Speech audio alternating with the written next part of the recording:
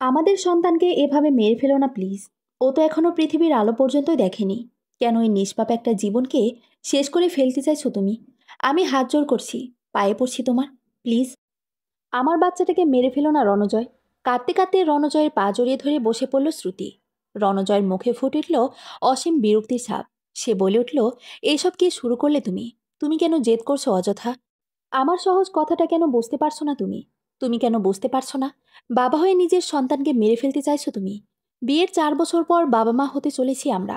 তোমার তো খুশি হওয়া উচিত। আগেও তো তুমি বলতে যে তুমি বাবা হতে চাও। তবে এখন যখন এমন একটা মুহূর্ত আমাদের সামনে এসে দাঁড়িয়েছে, তখন কেন আমাদের অনাগত সন্তানকে মেরে ফেলতে চাইছো? কারণ আমি ওকে চাই না। কারণ জানতে চাও তুমি, তাই না? বেশ, শোনো তবে। রণজয় থামল। নিচু হয়ে বসে শ্রুতির বাহু ধরে বলল, আমি অন্য একটা মেয়েকে ভালোবাসি শ্রুতি। তাই আমি চাই না যে আমার পথে আর কেউ কাটা হয়ে দাঁড়াক। তোমাকে অ্যাবর্শনটা তো করাতেই হবে। তাই এটা তুমি যত তাড়াতাড়ি তোমার মাথায় ঢুকে ফেলতে পারবে, ততই তোমার জন্য বেটার হবে। আমি এই বাচ্চাটাকে চাই না। বুঝতে পেরেছো? রণজয়ের কথা শুনে যেন স্তব্ধ হয়ে পড়ল শ্রুতি। কিছু বলে উঠবার শক্তি হারালো যেন সে। রণজয় কিছুটা ধাক্কা দিয়েই শ্রুতিকে নিজে থেকে দূরে সরিয়ে চলে গেল বাড়ি থেকে। বেরিয়ে হনহন করে আরেকটু হলে সোফার সাথে ধাক্কা খাচ্ছিল শ্রুতি। অনেক কষ্টে নিজেকে সামলে ফেলল সে। বোবা চোখে চেয়ে রইল শ্রুতির দরজার পানে। কি বলে গেল রণজয় তাকে? রণজয় অন্য একটা মেয়েকে ভালোবাসে? এতগুলো বছর সংসার করল সে, যে মানুষটার সাথে সে এমন একটা জঘন্য কাজ কিভাবে করতে পারল তার সাথে? কেন সবসময় তার সাথে এমনটা হয়? কেন? মেঝেতে পড়ে থাকা রিপোর্টসগুলোর দিকে চেয়ে ঢুকরে কেঁদে উঠল শ্রুতি। তার আর রণজয়ের বিয়ের প্রায় 4 বছর পেরিয়েছে ইতিমধ্যেই। বেশ কিছুদিন থেকে শরীরটা খারাপ যাচ্ছিল তার। তাই ডাক্তারের কাছে গিয়েছিল। ডাক্তার তাকে কিছু টেস্ট করাতে বলেছিল। সেই টেস্টের রিপোর্টগুলো আজকে সকালে হাতে পায় শ্রুতি। সে জানতে পারে সে মা হতে চলেছে। ছোট্ট একটা প্রাণ বড় হয়ে উঠছে তার মধ্যে, তার সন্তান। খবরটা জানতে পেরে প্রচণ্ড খুশি হয়েছিল সে। শ্রুতি ভেবেছিল রণজয় হয়তো খুশি হবে খবরটা শুনে। তাই তো সন্ধেবেলায় তাকে রিপোর্টসগুলো দেখিয়ে আনন্দের সহিত এই সুখবরটা জানালো সে। কিন্তু খবরটা শোনা মাত্রই যেন বেঁকে বসল রণজয়। তার মুখ দেখেই বোঝা গেল সে একদমই খুশি হয়নি খবরটা শুনে। তারপর কিছু সময় পরে হঠাৎই সে জানালো যে সে এই বাচ্চাটাকেই চায় না। সে চায় শ্রুতি অ্যাবর্শনটা করিয়ে নিক। কথাটা শুনে যেন মাথায় আকাশ ভেঙে পড়ল শ্রুতির। সেই একই স্থানে ঠিক কতটা সময় বসে নিজের চোখের জল বিসর্জন করল, শ্রুতিটা তার খেয়ালই নেই। এই মুহূর্তে মাথা কাজ করা বন্ধ করে দিয়েছে তার যেন। কি করবে না করবে কিছুই বুঝে উঠতে পারছে না সে একদমই। সবকিছু কেমন এলোমেলো লাগছে তার। হুট করে কি ভেবে যেন শ্রুতি উঠে দাঁড়ালো। মেঝে থেকে রিপোর্টগুলো কুড়িয়ে পাশের সোফার উপর পড়ে থাকা নিজের সাইড ব্যাগটা হাতে নিয়ে বাড়ি থেকে বেরিয়ে এলো সে। সন্ধে গড়িয়ে রাত হব হব ভাব। আনমনে ধীর পায়ে হাঁটা শুরু করলো শ্রুতি রাস্তার এক পাশ দিয়ে। কোন দিকে যাচ্ছে, আশেপাশে কি হচ্ছে না হচ্ছে, সেই সব দিকে কোনো ধ্যান নেই যেন তার এখন এক বিন্দু। মস্তিষ্কের মাঝে চলছে তার হাবিজাবি ভাবনা। রণজয়ের প্রতিটা কথা এখনো যেন কানে বাজছে তার। হাঁটতে হাঁটতে বেশ অনেকটা সময় পর একটি ব্রিজের কাছে এসে পৌঁছলো শ্রুতি। এগিয়ে এসে ব্রিজের একদম ধারে দিকে এসে দাঁড়ালো সে। নিচে প্রবল গতিতে বয়ে চলেছে একটি নদী। এই খোলা পরিবেশও যেন দম বন্ধ লাগছে তার। নিঃশ্বাস আটকে আসছে। সব তো মেনে নিয়েছিল সে। তবে তার সাথে কেন আবার এমনটা হতে হলো? কি দোষ করেছে সে? আর তার সন্তান, তার সন্তানকে মেরে ফেলতে চাইছে রণজয়? কিভাবে বলতে পারল রণজয় এমনটা?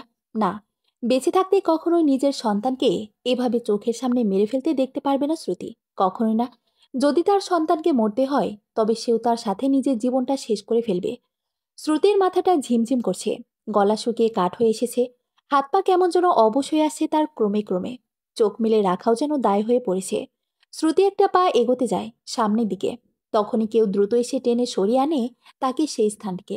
শ্রুতির হাতে থাকা ব্যাগ এবং রিপোর্টসগুলো ছড়িয়ে পড়ে রাস্তায়। শ্রুতি গিয়ে আশ্রে পড়ে সেই ব্যক্তি বুকের ওপর। বুঝে আসা চোখে সামনে ব্যক্তিকে দেখার চেষ্টা করতেই অত্যন্ত চেনা একটা মুখশ্রীর দৃষ্টিগোচর হয় শ্রুতির। কিন্তু তারপরে চোখজোড়া বন্ধ হয়ে আসে তার সম্পূর্ণভাবে। শ্রুতি জ্ঞান হারিয়ে ঢলে পড়তেই সেই ব্যক্তিটি আগলে ধরে নেয় তাকে। শ্রুতির জ্ঞান ফিরলে চোখের পাতা কয়েকবার পিটপিট করে চোখ মেলে তাকায় শ্রুতি।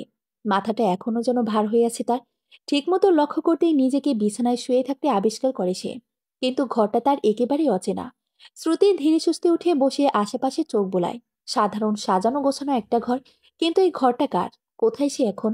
আর কিভাবে বা এলো এখানে? সামান্য সময়ের ব্যবধানে আবার জ্ঞান হারানোর আগের সকল কথা মাথায় আসে শ্রুতির। সাথে সাথে ডান হাতটা পেটের উপর চলে যায় তার। তার সন্তান ঠিক আছে তো? তখন নিজের মাথা ঠিক না থাকায় কি সর্বনাশটাই না করতে যাচ্ছিল সে। কিন্তু যে তাকে এমন একটা কাজ করা থেকে আটকেছিল সেই ব্যক্তি ঠিক দেখেছিল শ্রুতি।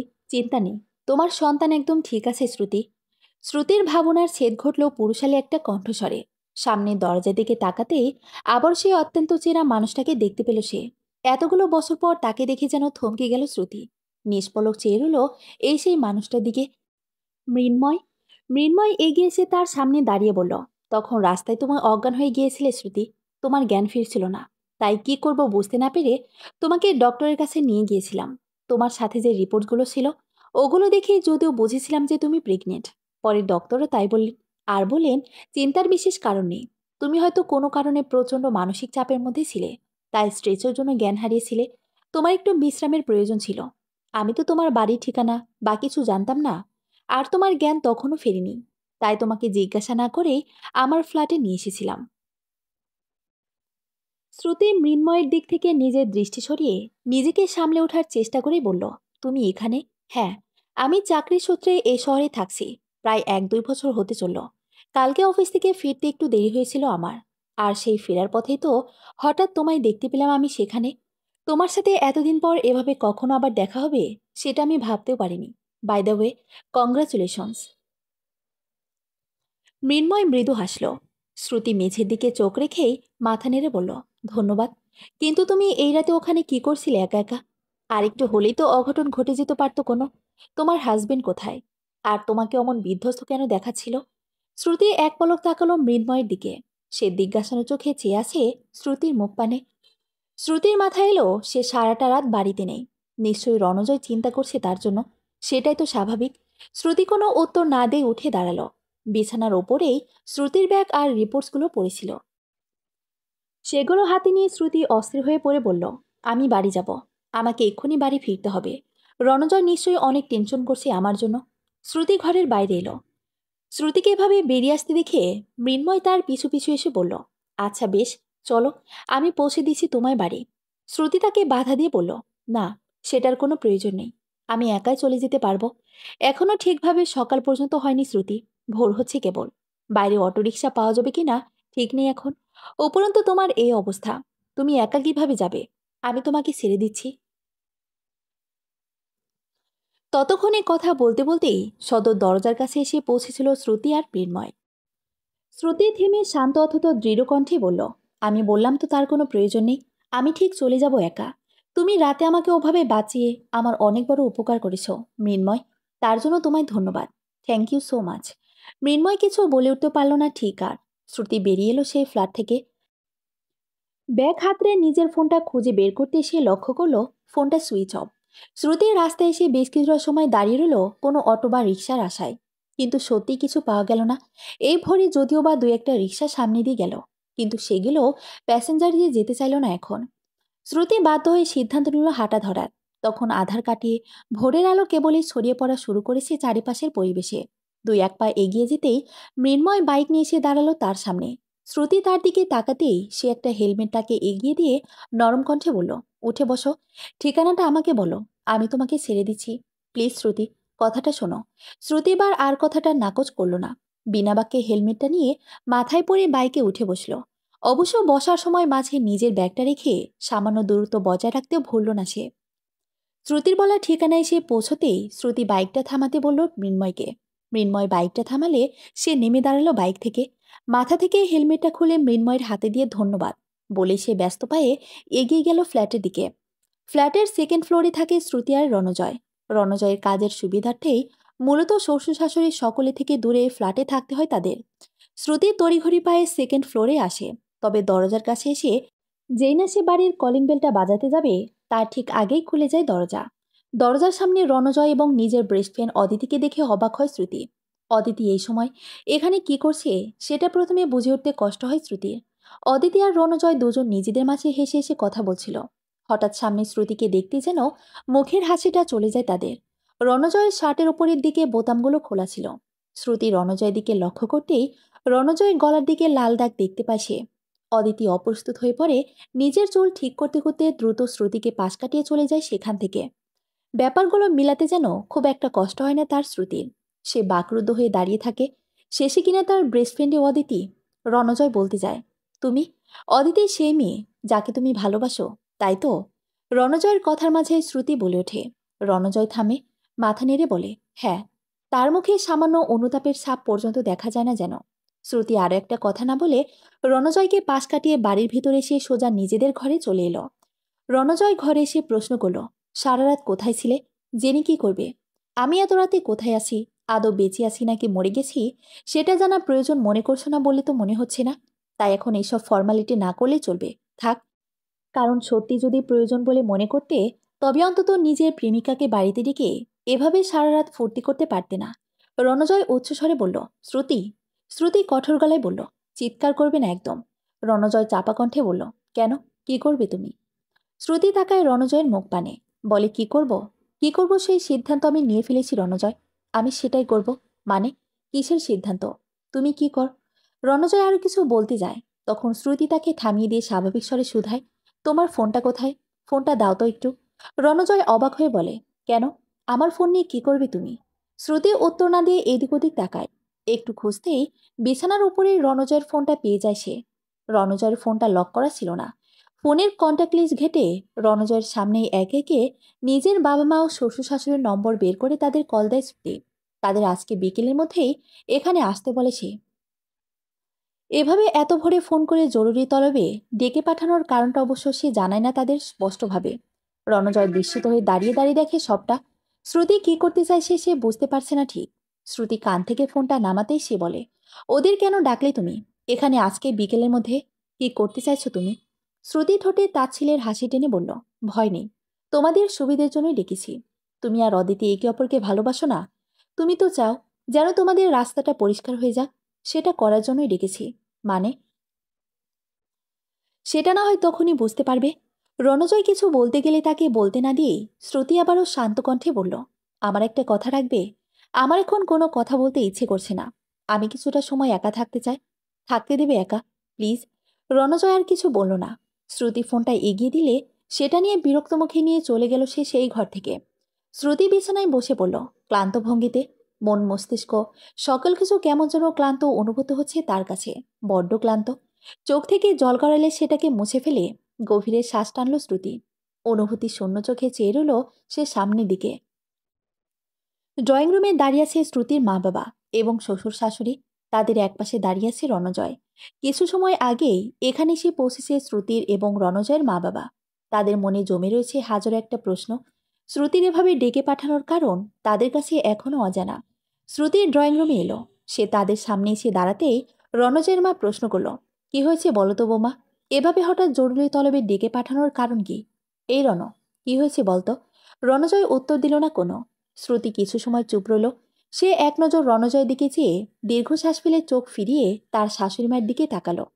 পরকীয়া মানে বোঝেন নিশ্চয়ই মা আপনারা? শ্রুতির প্রশ্নটুকু শুনে অবাক চোখে তাকালো সকলে তার দিকে। রণজয় মা বললেন, কি? শ্রুতি পুনরায় বলল, হ্যাঁ ঠিকই শুনেছেন, পরকীয়া। আপনার ছেলে সেই পরকীয়ায় লিপ্ত। বিয়ের 4 বছর পর আপনার ছেলে আমায় জানিয়েছে যে সে নিজের বউকে ভালোবাসে না, সে অন্য কাউকে ভালোবাসে। আর সেই অন্যকে হলো তার বইয়েরই বেস্ট ফ্রেন্ড অদিতি। আর তার মধ্যে খুব গভীর একটা সম্পর্ক আছে। আর সেই সম্পর্ক এতটাই গভীর যে আমার বলতেও ঘৃণা করবে। আর সেই সম্পর্ক এতটাই গভীর যে সে তার জন্য নিজের অনাগত সন্তানকে পর্যন্ত খুন করতে চায়। শ্রুতির মা অবাক স্বরে বললেন, অনাগত সন্তান? হ্যাঁ, আমি প্রেগনেন্ট, মা হতে চলেছি আমি। এই খবরটা তাকে দেওয়ার পর সে জানিয়েছে যে এই সন্তানকে মেরে ফেলতে চায়। আমি রাজি হই না।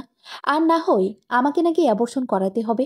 কারণ সে চায় না যে তাদের মাঝে মানে তার আর অদিতির মাঝে কেউ কাটা হয়ে দাঁড়াক। কি ঠিক বলছি না রণজয়? যদি এক ফোঁটাও মনুষ্যত্ব তোমার মধ্যে বেঁচে থাকে, তবে আশা করি এখন এই বিষয়টা তুমি নাকচ করবে না। রণজয়ের দিকে তাকাতেই সকলে বিস্মিত চোখে। রণজয় খানিক অবাক হয়। শ্রুতির মতো শান্ত নম্র একটা মেয়ে যে প্রতিবাদ করতে পারে তা সবার সামনে, এসব বলতে পারে, সে ঠিক ঠাহর করে উঠতে পারেনি হয়তো সে। রণজয়ের মা প্রশ্ন করেন, রণজয়, এগুলো কি শুনছি আমি? রণজয় চোখ নামিয়ে মেঝের দিকে তাকায়।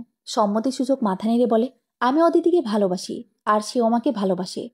এতটাই ভালোবাসি যে স্ত্রীর অনুপস্থিতিতে এই বাড়িতে তাকে এনে নোংরামো করতেও বাধে না তাদের।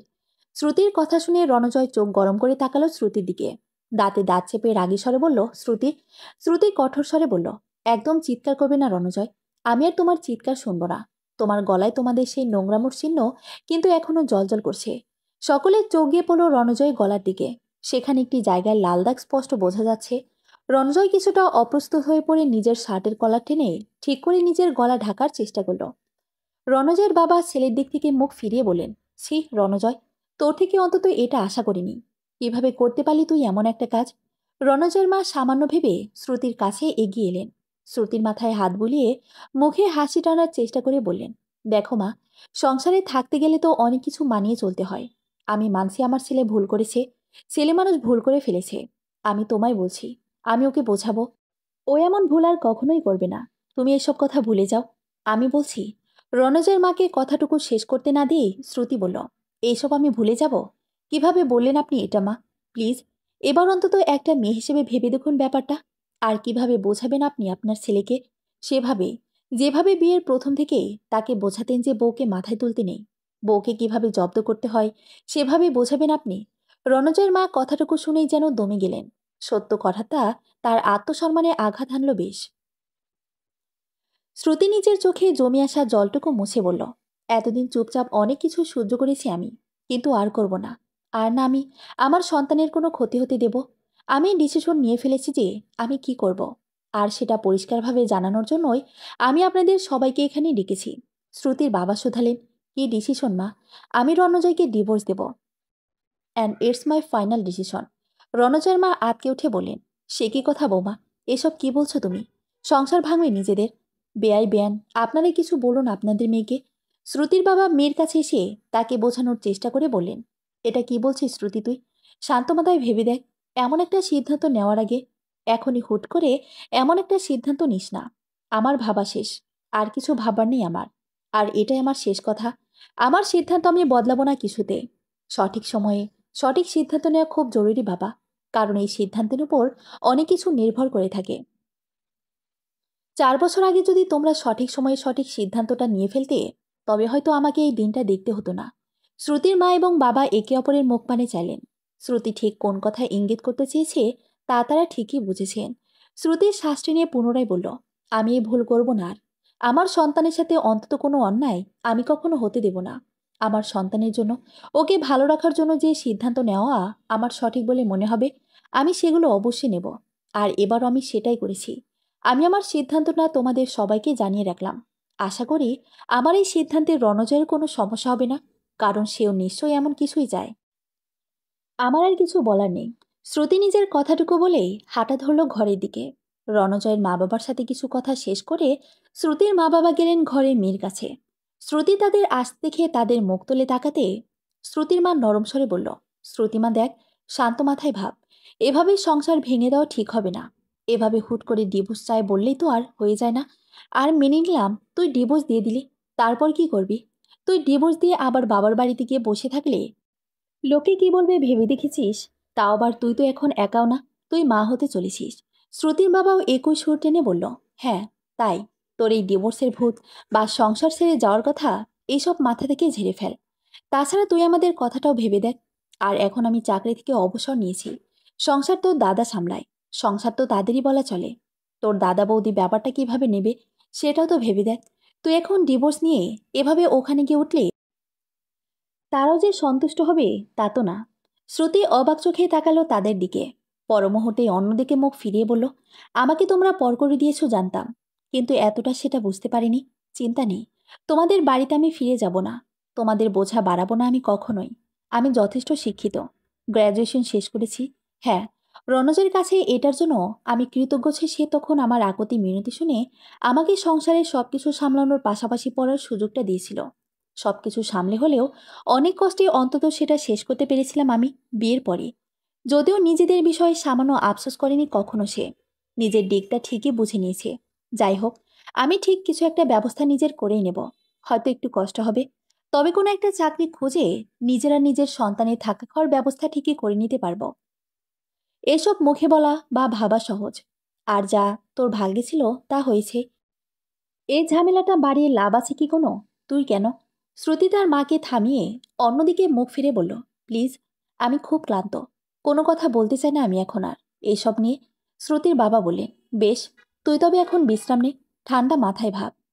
ঠিকই, তবে আমাদের কথা বুঝতে পারবি। শ্রুতির মাকে ইশারা করলেন তিনি। শ্রুতির মা মাথা নাড়ালেন। তারা দুজন বেরিয়ে এলেন ঘর থেকে। তারা বেরিয়ে আসতেই রণজের মা প্রশ্ন করলেন, কি হলো, ওকে বোঝাতে পারলেন আপনারা? শ্রুতির বাবা নিরাশ কণ্ঠে বললেন, না, আমার মনে হয় ওর কিছুটা বিশ্রামের প্রয়োজন। আগামীকাল না হয় আমরা কথা বলবো ওর সাথে, আজকে একটু রেস্ট নেই। রণজয়ের মা মৃদু মাথা নাড়ালেন। রণজয়ের বাবার দিকে চেয়ে বললেন, কি, তুমি কিছু বলবে না? রণজয়ের বাবা তার ছেলের সুর টেনে বললেন, কাকে কি বলবো, কেনই বা বলবো? এতদিন যখন চুপ করে থেকেছি, তখন এখনো চুপ থাকবো না। শ্রুতিকে কিছু বলবো না, অন্য কাউকে। শ্রুতিমা যা সিদ্ধান্ত নেবে তাতে কোনো বাধা দেব না আমি। রণজয় নিঃশব্দ দাঁড়িয়েছিল একপাশে। রণজয়ের বাবা তীক্ষ্ণ দৃষ্টিতে এক নজর তার দিকে চেয়ে চলে গেলেন সেই স্থান থেকে। রণজয়ের মা সহ বাকি সকলেই সরে এলেন। সকলেরই বিশ্রামের প্রয়োজন খানিক। এদিকে ঘরে শ্রুতি ধপ করে বসে পড়ল মেঝেতে। বুক ফেটে কান্না পাচ্ছে তার এখন।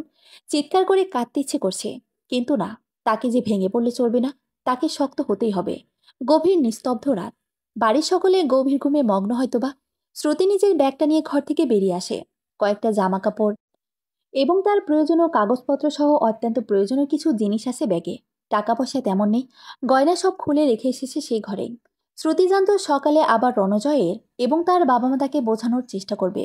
শ্রুতি যদি তাদের সামনে বেরিয়ে আসতো, তবে তারা শ্রুতিকে বাধা দিত।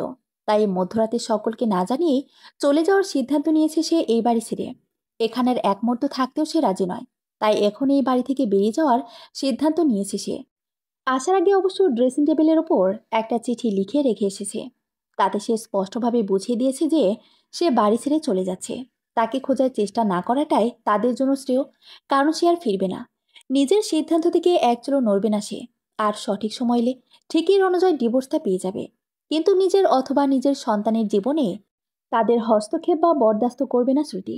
শ্রুতি ব্যাগ হাতে নিঃশব্দে বাড়ি থেকে বেরিয়ে আসে। রাস্তায় এসে এক পাশ দিয়ে সোজা হাঁটা ধরে সে কোনো এক অজানা গন্তব্যে। অনেকটা সময় হাঁটার পর অত্যন্ত ক্লান্ত লাগে শ্রুতির নিজেকে। সামনে রাস্তার একপাশে একটি বড় গাছের নিচে শান বাঁধানো বসার জায়গা দেখতে পায় শ্রুতি। শ্রুতি সেখানে গিয়ে বসে। জল তৃষ্ণা পাচ্ছে তার, কিন্তু নিজের সাথে তো জল আনেনি সে। পেটে হালকা মোচড় দিতেই শ্রুতির মাথায় আসে গতকাল রাত থেকেই তেমন কিছু খাওয়া হয়নি তার ঠিকঠাক। আজ রাতেও কেউ খাওয়ার কথা জিজ্ঞেস পর্যন্ত করেনি তাকে। ছোট্ট একটা শ্বাস ফেলে নিজের পেটের পর আলতো হাত রাখে সে। এই মুহূর্তে কোথায় যাবে, কি করবে কিছুই জানে না শ্রুতি। সে শুধু জানে নতুন এক অধ্যায় শুরু হয়েছে তার জীবনে। এখন তাকে লড়তে হবে কঠিন একটা লড়াই। এই পৃথিবীতে বেঁচে থাকতে নাকি লড়ে যেতে হয় প্রতিনিয়ত। তাকেও লড়তে হবে, তার জন্য, তার সন্তানের জন্য। বাঁচার লড়াই, তাদের ভালো থাকার লড়াই। আর নিজের সন্তানের জন্য হলেও এ লড়াই লড়তে প্রস্তুত সে। শ্রুতি গভীর শ্বাস টানে। এক দফা আশেপাশে তাকায় সে। অন্ধকার রাস্তায় কৃত্রিম আলো জ্বলছে। মানুষজন খুব একটা নেই। মাঝে মাঝে অবশ্য গাড়ি চলতে দেখা যাচ্ছে রাস্তায়। গা সামান্য শিউরে ওঠে শ্রুতির। না চাইতেও মনে ভয় এসে বাসা বাঁধে। এই মতে রাস্তায় বসে থাকা শ্রুতির জন্য সুরক্ষিত নয় মোটেও। কিন্তু কোথায় যাবে শ্রুতি এখন? কিছুই মাথায় আসছে না তার। হাতে টাকাও আছে খুবই কম। কি করবে সে এখন? শ্রুতি চিন্তিত মুখে নীরবে বসে থাকে সেখানেই। রাস্তা দিয়ে হাঁটছে মৃন্ময় আর রুষা। রুষা মৃন্ময়ের কাজিন বোন। প্রায় সমবয়সী হওয়ায় আগাগোড়াই খুব ভালো বন্ধুত্বের সম্পর্ক তাদের দুজনে। পেশায় রুষা একজন ডাক্তার। এতগুলো বছর পর শ্রুতির সাথে ওভাবে দেখা হওয়ার পর থেকেই মনটা আনচান করছিল যেন মৃন্ময়ের।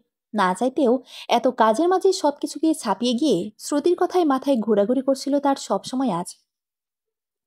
সন্ধ্যের দিকে কিছু কাজে বাইরে গিয়েছিল মৃন্ময়। সেটা শেষ করতে করতে রাত হয়ে যায় তার। অন্যদিকে রুষা তাকে জানায় হসপিটালে একটা এমার্জেন্সি কাজে আটকা পড়েছে সে। তার কাজ শেষ হতে হতে মাঝরাত হয়ে আসে প্রায়। মৃন্ময় তাকে জানায় সে হসপিটালে আসবে দেখা করতে। তাই এই মাঝরাতে এসে সে হসপিটালে এলে সেখান থেকে একসাথে কথা বলতে বলতে হাঁটা ধরে রুষা আর মৃন্ময়। শ্রুতির সাথে দেখা হওয়ার সকল কথা খুলে বলে মৃন্ময় রুষাকে। তাকে নিয়ে কথা বলতে বলতে হাঁটার মাঝে হুট করে রাস্তার একপাশে একটা মেয়েকে বসে থাকতে দেখে তারা। তারা থমকে দাঁড়ায়। সামান্য লক্ষ্য করতেই তারা বুঝতে পারে সেটা শ্রুতি। এই মাঝরাতে শ্রুতিকে এভাবে রাস্তার পাশে বসে থাকতে দেখে প্রচণ্ড অবাক হয় রুষা মৃন্ময়। রুষা বলে, শ্রুতি এখানে এই সময় একা কি করছে এভাবে? ব্যাগে তো আছে সাথে। সবকিছু ঠিক আছে তো? বুঝতে পারছি না, তবে আমার মনে হচ্ছে না সবকিছু ঠিক আছে। তুই গিয়ে দেখ ওকে একটু। কেন, তুই যাবি না? মৃন্ময় মাথা নেড়ে বলল, না, আমি কিছুটা দূরে দাঁড়িয়ে থাকবো। আমাকে দেখলে ও হয়তো কিছু বলতে চাইবে না, কারণ নিশ্চয় তোর অজানা নয়। তাই তুই প্লিজ গিয়ে ওকে দেখ। রুষা সম্মতিসূচক মাথা নেড়ে এগিয়ে গেল শ্রুতির কাছে। মৃন্ময় কয়েক পা এগিয়ে গিয়ে দাঁড়িয়ে রইল তাদের থেকে সামান্য দূরে। শ্রুতি বসেছিল চুপচাপ। রুষা গিয়ে কাঁধে হাত রাখলো তার। হুট করে এ সময় কাঁধে কারো স্পর্শ পেয়ে চমকে ওঠে। সেদিকে তাকালো শ্রুতি। রুষাকে দেখা মাত্রই যেন সকল ভয় কেটে গেল তার। রুষাকে সে চেনে। অনেকগুলো বছর পূর্বে তাদের পরিচয় হয়েছিল, যদিও মৃন্ময়ের সূত্রে। এতগুলো বছর পর রুষাকে দেখে ঠোঁটে মৃদু হাসি ফুটল শ্রুতির। সে নরম স্বরে বলল, রুষাদি তুমি? রুষা মুচকি এসে শ্রুতির পাশে বসে বলল, হ্যাঁ আমি। কতগুলো বছর পর দেখা তোমার সাথে। কিন্তু তুমি এখন এভাবে এখানে কি করছো শ্রুতি? শ্রুতি প্রথমটায় কি বলবে বুঝে উঠতে পারল না। ঠিক করুণ চোখে রুষার মুখ পানে চেয়ে চুপ করে রইল সে। রুষা শ্রুতির গালে আলতোভাবে হাত রেখে বলল, শ্রুতি কি হয়েছে? তুমি কেমন আছো বলো তো? সব ঠিক আছে তো? সত্যি করে বলো, তুমি ভালো আছো তো? কথাটুকু শুনে রুষাকে জড়িয়ে ধরে ডুকরে কেঁদে উঠল শ্রুতি। মনের ভিতর জমাট বেঁধে আসা কান্নাগুলো বাদ মালো না আর তার কিছুতে।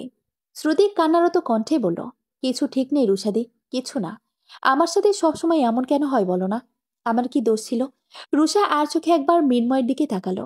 শ্রুতিকে জড়িয়ে ধরে মাথায় হাত বুলিয়ে তাকে সামলানোর চেষ্টা করলো সে। কাঁদতে কাঁদতে হেঁচকি তোলার মতো অবস্থা প্রায় শ্রুতির।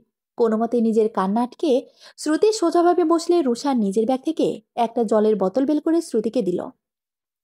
শ্রুতি সামান্য জল খেয়ে পুনরায় জলের বোতলটা তাকে ফিরিয়ে দিল। শ্রুতি কি হয়েছে বলো আমায় প্লিজ। তুমি এত রাতে এখানে কি করছো একা? রুষার প্রশ্নে শ্রুতি ধীর কণ্ঠেই উত্তর দিল, আমি বাড়ি ছেড়ে চলে এসেছি রুষাদি। রণজয় এবং অদিতির সম্পর্কের কথা। রণজয় তার সন্তানকে মেরে ফেলতে চাওয়ার কথা। শ্রুতির সকলের আড়ালে বাড়ি ছেড়ে চলে আসার সকল কথা ধীরে সুস্থে রুষাকে বলল শ্রুতি। শ্রুতি এবং রুষার প্রায় সকল কথাই শুনতে পেল মৃন্ময়। সবটা শুনে রুষা প্রশ্ন করল, এখন কোথায় যাবে ভেবেছো কিছু? শ্রুতি দুদিকে মাথা নাড়িয়ে বলল, জানি না। রুষা সামান্য ভেবে বলল, তুমি আপাতত তবে আমার সাথে চলো শ্রুতি। আমি যেহেতু এখানে ফ্ল্যাটে একাই থাকি, তাই তোমার অসুবিধা হবে না। সেখানে কোনো আশা করি। শ্রুতি দ্বিধান্বিত স্বরে বলল, কিন্তু যা ভাবার না হয় পরেই ভেবো, সকালে ভেবো। মাঝরাতে এভাবে রাস্তায় বসে থাকাটা কি তোমার জন্য সেফ বলো? তাই কোনো কিন্তু নয় শ্রুতি, তুমি আমার সাথে যাবে এখন। এটা ঠিক যে মৃন্ময়ের সাথে বর্তমানে তোমার আর কোনো সম্পর্ক নেই, তবে আমারও সাথে কি নেই? আমি যে তোমার নিজের বোন মেনেছিলাম শ্রুতি, তোমাকে বন্ধুর মতো স্নেহ করেছিলাম। ভুলে গেলে তুমি সব? প্লিজ শ্রুতি, আমার সাথে চলো এখন। শ্রুতি শেষে বলল, ঠিক আছে। শ্রুতি আর রুষা উঠে দাঁড়ালো। আশেপাশে তাকাতে গিয়েই মৃন্ময়কে দেখতে পেল শ্রুতি। দুজনের চোখে চোখপত্রে চোখ সরিয়ে নিল মৃন্ময়। শ্রুতি চোখ ফিরিয়ে মাথা নত করল। রুষা পরিস্থিতির সামাল দিয়ে বলল, আসলে মৃন্ময় আমরা একসাথেই বাড়ি ফিরছিলাম। রাত হচ্ছিল তো তাই আর কি। মৃন্ময় কিছুটা এগিয়ে এলো তাদের দিকে। রুষা শ্রুতিকে উদ্দেশ্য করে বলল, সামনে কিছুটা গেলেই আমার ফ্ল্যাট। তোমার হেঁটে যেতে কোনো অসুবিধা হবে না তো? শ্রুতির দুদিকে মাথা নেড়ে জানালো যে তার কোনো অসুবিধা হবে না। রাত হয়েছে অনেক, আমি বাড়ি পর্যন্ত পৌঁছে দিচ্ছি তোদের। মৃন্ময়ের কথায় রুষা সম্মতি জানিয়ে বলল, হ্যাঁ। কিছুটা পথ হেঁটে যেতেই রুষার বাড়ি তথা ফ্ল্যাটে এসে পৌঁছালো তারা। মৃন্ময়, রুষা আর শ্রুতি বাড়ির ভেতর এলো। রুষা শ্রুতিকে নিজের ঘরে নিয়ে এলো। তার ফ্ল্যাটে বেডরুম দুটো, কিন্তু একটা তেমন গোছানো নেই এখন। তাই শ্রুতিকে নিজের রুমে ঘুমাতে বলল সে আজ তার সাথে। মৃন্ময় ঘরের দরজার কাছে এসে রুষাকে উদ্দেশ্য করে বলল, রুষা আমি আসি এখন। রাত হয়েছে অনেক, আবার আগামীকাল কথা হবে।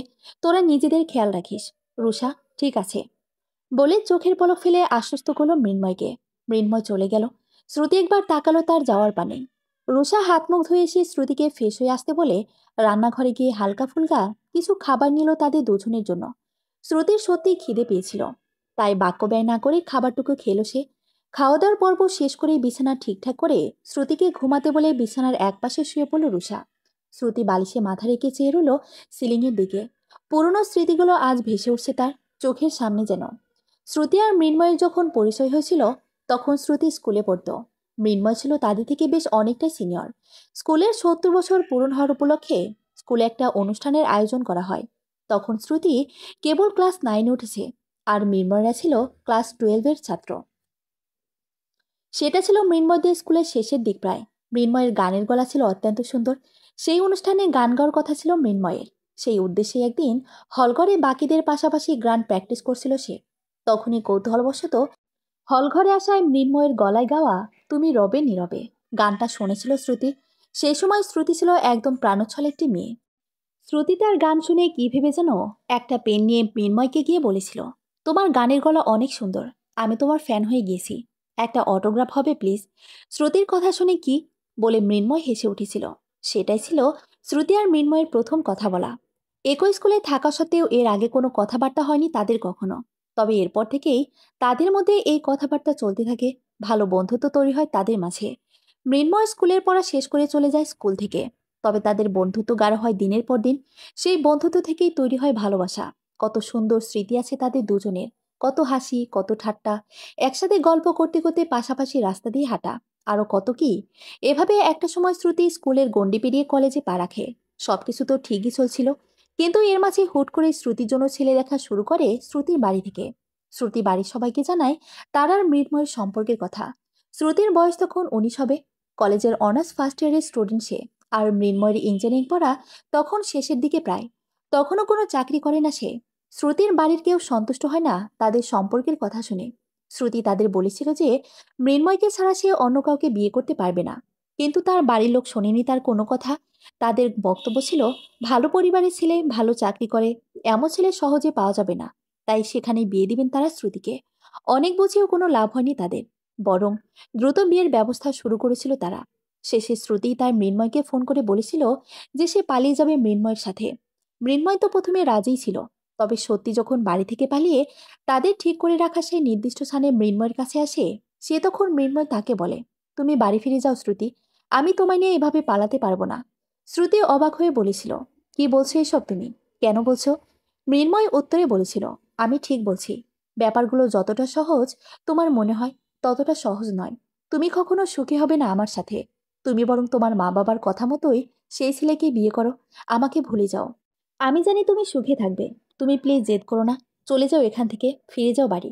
আমি পারবো না তোমায় নিয়ে এভাবে পালিয়ে যেতে। আমাকে ভুলে যেও তুমি। সম্ভব হলে ক্ষমা করে দিও আমায়। ভালো থেকো। মৃন্ময় কথাটুকু বলেই চলে গিয়েছিল সেই স্থান থেকে। শ্রুতি নির্বাক চেয়েছিল কেবল মৃন্ময়ের যাওয়ার পানে। শেষ পর্যন্ত উপায়ন্তর না পেয়ে ভগ্ন হৃদয়ে বাড়ি ফিরে আসতে হয়েছিল তাকে। নিজের ইচ্ছে, ভালোবাসার সবকিছুকে গলা টিপে হত্যা করে শেষে বাবা মায়ের পছন্দ করা ছেলে অর্থাৎ রণজয়কে বিয়ে করতে হয় তাকে। তারপর মাঝে এতগুলো বছর মৃন্ময়ের সাথে সাক্ষাৎ যোগাযোগ কিছুই হয়নি কখনো তার। সকালে ঘুম ভাঙলে দেওয়ালে টাঙানো ঘড়ির দিকে লক্ষ্য করতেই শ্রুতি দেখল 10টা বাজতে চলল প্রায়। শ্রুতি ধীরে সুস্থে উঠে ওয়াশরুমে গিয়ে চোখ মুখে জল দিয়ে ফ্রেশ হয়ে এলো। ঘরে রুষাকে দেখতে না পেয়ে চুলটার হাত খোপা করতে করতেই বাইরে বেরিয়ে ড্রয়িং রুমের দিকে এলো সে। বাইরে আসতেই ড্রয়িং রুম সোফায় রুষা আর মৃন্ময়কে বসে থাকতে দেখল সে। রুষা তাকে বাইরে আসতে দেখে উঠে তার কাছে এসে হাসি মুখে বলল, তুমি উঠে গেছো? মৃন্ময় এই কিছুক্ষণ আগে এসেছে। আজকে তো ওর অফিস নেই, আর আমারও অফ ডে। তাই আর কি, আমরা দুই ভাই বোন বসে কথা বলছিলাম একটু। আসলে তুমি ঘুমাচ্ছিলে বলে তোমাকে ডাকিনি। ভাবলাম একটু রেস্টের প্রয়োজন তোমার, তাই। আচ্ছা শ্রুতি, তোমায় কিছু কথা বলার ছিল। কি কথা রুষাদি? রুষা শ্রুতির হাত ধরে অনুনয়ের স্বরে বলল, শ্রুতি, তুমি আমার সাথে থেকে যাও প্লিজ। এখানে তো আমি একা থাকি। আর এই ফ্ল্যাটটা তো মোটামুটি যথেষ্ট বড়। পাশের ঘরটায় তুমি থাকবে, আর এই ঘরটায় আমি। কোনো অসুবিধা হবে না আশা করি। শ্রুতির সংকোচ মিশ্রিত কণ্ঠে বলল, কিন্তু রুষাদি, এটা কিভাবে হয়? এমনিতেই আমার জন্য এত অসুবিধায় পড়তে হয়েছে তোমাদের। আমি তোমাদের আর অসুবিধার মধ্যে ফেলতে চাই না। আমি ঠিক নিজের কোনো একটা ব্যবস্থা করে নেব। শ্রুতির কথার মাঝে রুষা নরম কণ্ঠে বলল, শ্রুতি প্লিজ, কিসের অসুবিধা বলো তো? তুমি এখানে থাকলে কোনো অসুবিধা হবে না আমার, বিশ্বাস করো। বরং আমার মনে হবে আমি এখানে একা নেই। আমার সাথে আমার একটা বোন আছে। তুমি আমায় দিদি মানো তো? আমার এটুকু কথা শোনো। বাইরের পরিবেশ কেমন সেটা নিশ্চয় তোমার অজানা নয়। সেটা কি পুরোপুরি সেফ বলো? একদমই তো নয়। এক একটা মেয়ের জন্য বাইরে কত রকম বিপদ অপেক্ষা করে থাকতে পারে, আইডিয়া আছে তোমার? আর তুমি তো এখন একাও নও। এ অবস্থায় কোথায় যাবে তুমি? মৃন্ময় ধীর কণ্ঠে বলল, যে আসছে তার এটা একটা সেফ এনভায়রনমেন্ট প্রয়োজন। নিজের না হলেও নিজের সন্তানের কথা ভেবে না হয় রুষার কথাটা শোনো শ্রুতি, প্লিজ। শ্রুতি একবার তাকালো মৃন্ময়ের দিকে। রুষা আবারও বলল, প্লিজ শ্রুতি, থেকে যাও। অন্তত যতদিন পর্যন্ত না তুমি নির্দিষ্ট কিছু ব্যবস্থা করতে উঠতে না পারছো, ততদিন থেকে যাও। শ্রুতি অবশেষে বলল, ঠিক আছে, তবে আমার শর্ত আছে। আমি দ্রুত কোনো চাকরির ব্যবস্থা করে নিজের আর নিজের সন্তানের খরচ নিজে চালাবো। আমি বোঝা হয়ে থাকতে চাই না কারোর ওপর। এই ব্যাপারে তুমি কিছু বলতে পারবে না আমাকে। বোঝা? কি বলছো এসব? এসব ব্যাপারে কেন ভাবছো তুমি? আমি তো আছি। আর আমি তো একজন ডক্টর। এসব বিষয় আমি থাকতে তোমার কোনো চিন্তা করার কারণ নেই। শ্রুতি রুষাকে কথার মাঝে বাধা দিয়ে বলল, না সেটা হয় না। প্লিজ রুষাদি, না হলে কিন্তু আমি থাকতে পারবো না এখানে। রুষা তাকালো মৃন্ময়ের দিকে। সে অত্যন্ত হালকা মাথা নেড়ে তাকে রাজি হতে যেতে ইশারা করলে রুষা বলল, বেশ, তবে তাই হবে। কিন্তু এসব নিয়ে এই অবস্থায় বেশি স্ট্রেস নেবে না একদম। আচ্ছা, এবার এখানে একটু বসো তো। সেই কখন থেকে দাঁড়িয়ে আছো তুমি? রুষা শ্রুতিকে হাত ধরে সোফার কাছে নিয়ে এলো। রুষা আর সে বসলো সোফায়। পাশে চোখ পড়তেই ঘরের এক কোণে একটা গিটার দেখতে পেল শ্রুতি। শ্রুতিকে গিটারের দিকে তাকাতে দেখে রুষা বলল, গিটারটা চিনতে পারছো? এটা মৃন্ময়ের গিটার। সেই কত বছর থেকে ফেলে রেখেছিল ওর ঘরের এক কোণে। যদিও বাজাতে পারি না আমি খুব একটা, তাও কয়েক মাস আগে ওদের বাড়ি যখন গিয়েছিলাম ঘুরতে, তখন পিপিকে মানে ওর মাকে বলে এসেছিলাম সাথে করে। কারণ মৃন্ময় তো আর গান টান কিছুই করে না, গিটারও ছুঁয়ে পর্যন্ত দেখে না। শ্রুতি অবাক হলো। একসময় গান গাইতে এত ভালোবাসতো যেই মানুষটা, সে গান গায় না কেন? শ্রুতি মৃন্ময়ের দিকে দৃষ্টি ফেলে বলল, তুমি আর গান গাও না? মৃন্ময় জোরপূর্বক হাসার চেষ্টা করে বলল, না, ভালো লাগে না আর এইসব।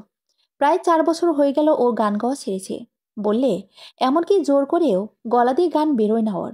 রুষার কথা শুনে শ্রুতি চুপ করে রইল। কিছু বলে উঠতে পারল না এই বিষয়ে। কিছু সময় নীরবতা বিরাজ করলো সেই স্থানে। রুষা একবার মৃন্ময়ের মুখের দিকে তো আরেকবার শ্রুতির মুখের দিকে তাকালো। শ্রুতি হাঁচ কষলে নিজেকে স্বাভাবিক করার চেষ্টা করে শেষে মুখে হাসি টানার চেষ্টা করে বলল, আঙ্কেল আন্টি আর তোমার বোন কেমন আছে মৃন্ময়? মৃন্ময় ঠোঁটে হাসি টেনে বলল, ভালো আছে সবাই। দেখা কম হয় ওদের সাথে। আমি যেহেতু এখানে থাকি, মাঝে মাঝে আসে অবশ্য ওরা। আমিও তো যাই ওখানে। শ্রুতি কথায় কথায় মৃন্ময়কে শুধালো, তা বিয়ে করনি? মৃন্ময় স্বাভাবিক স্বরেই উত্তর দিল, না। সে কি? তুমি তো এখন নিজের পায়ে দাঁড়িয়েছ, বিয়ের বয়স হয়েছে। আঙ্কেল আন্টি বিয়ে দিতে চাননি তোমার? মেয়ে দেখেননি? শ্রুতির প্রশ্ন শুনে মৃন্ময় হেসে উত্তর দিল, বলেছিল অবশ্য বিয়ের কথা তারা, তবে আমি চাইনি। কেন? মৃন্ময় তাকালো শ্রুতির মুখ পানে। উত্তর দিল না কোনো। বেলা হয়েছে কত, কারো তো কিছু খাওয়া হয়নি এখনো। আমরা আমাদের 3 জনের জন্য চা জল খাবার কিছু বানিয়ে নিয়ে যাই। রুষা কথাটুকু বলে উঠে দাঁড়াতেই শ্রুতি উঠে দাঁড়িয়ে বলল, চা জল খাবার আমি বানাই? তুমি এখন আবার এসব করতে যাবে নাকি? রুষার কথার উত্তরে শ্রুতি জবাব দিল, কিছু হবে না, আমার ভালোই লাগবে। টুকিটাকি কাজের মধ্যে থাকলে শ্রুতির হয়তো ভালো লাগবে ভেবে রুষা আর বারণ করল না তাকে। শ্রুতি আর রুষা রান্নাঘরে এলো। শ্রুতিকে রান্নাঘরের কোথায় কী রাখা আছে সব বুঝিয়ে দিল রুষা। মৃন্ময় এসে দাঁড়ালো রান্নাঘরে। তারই মাঝে ড্রয়িং রুম থেকে ফোনের রিংটংয়ের মৃদু শব্দ ভেসে এলো তাদের কানে। রুষার মনে পড়ল সে নিজের মোবাইলটা রেখে এসে সেখানেই। শ্রুতি রুষাকে উদ্দেশ্য করে বলল, তুমি যাও, দেখো কে ফোন করেছে। আমি এদিকটায় একাই সামলে নিতে পারবো এবার।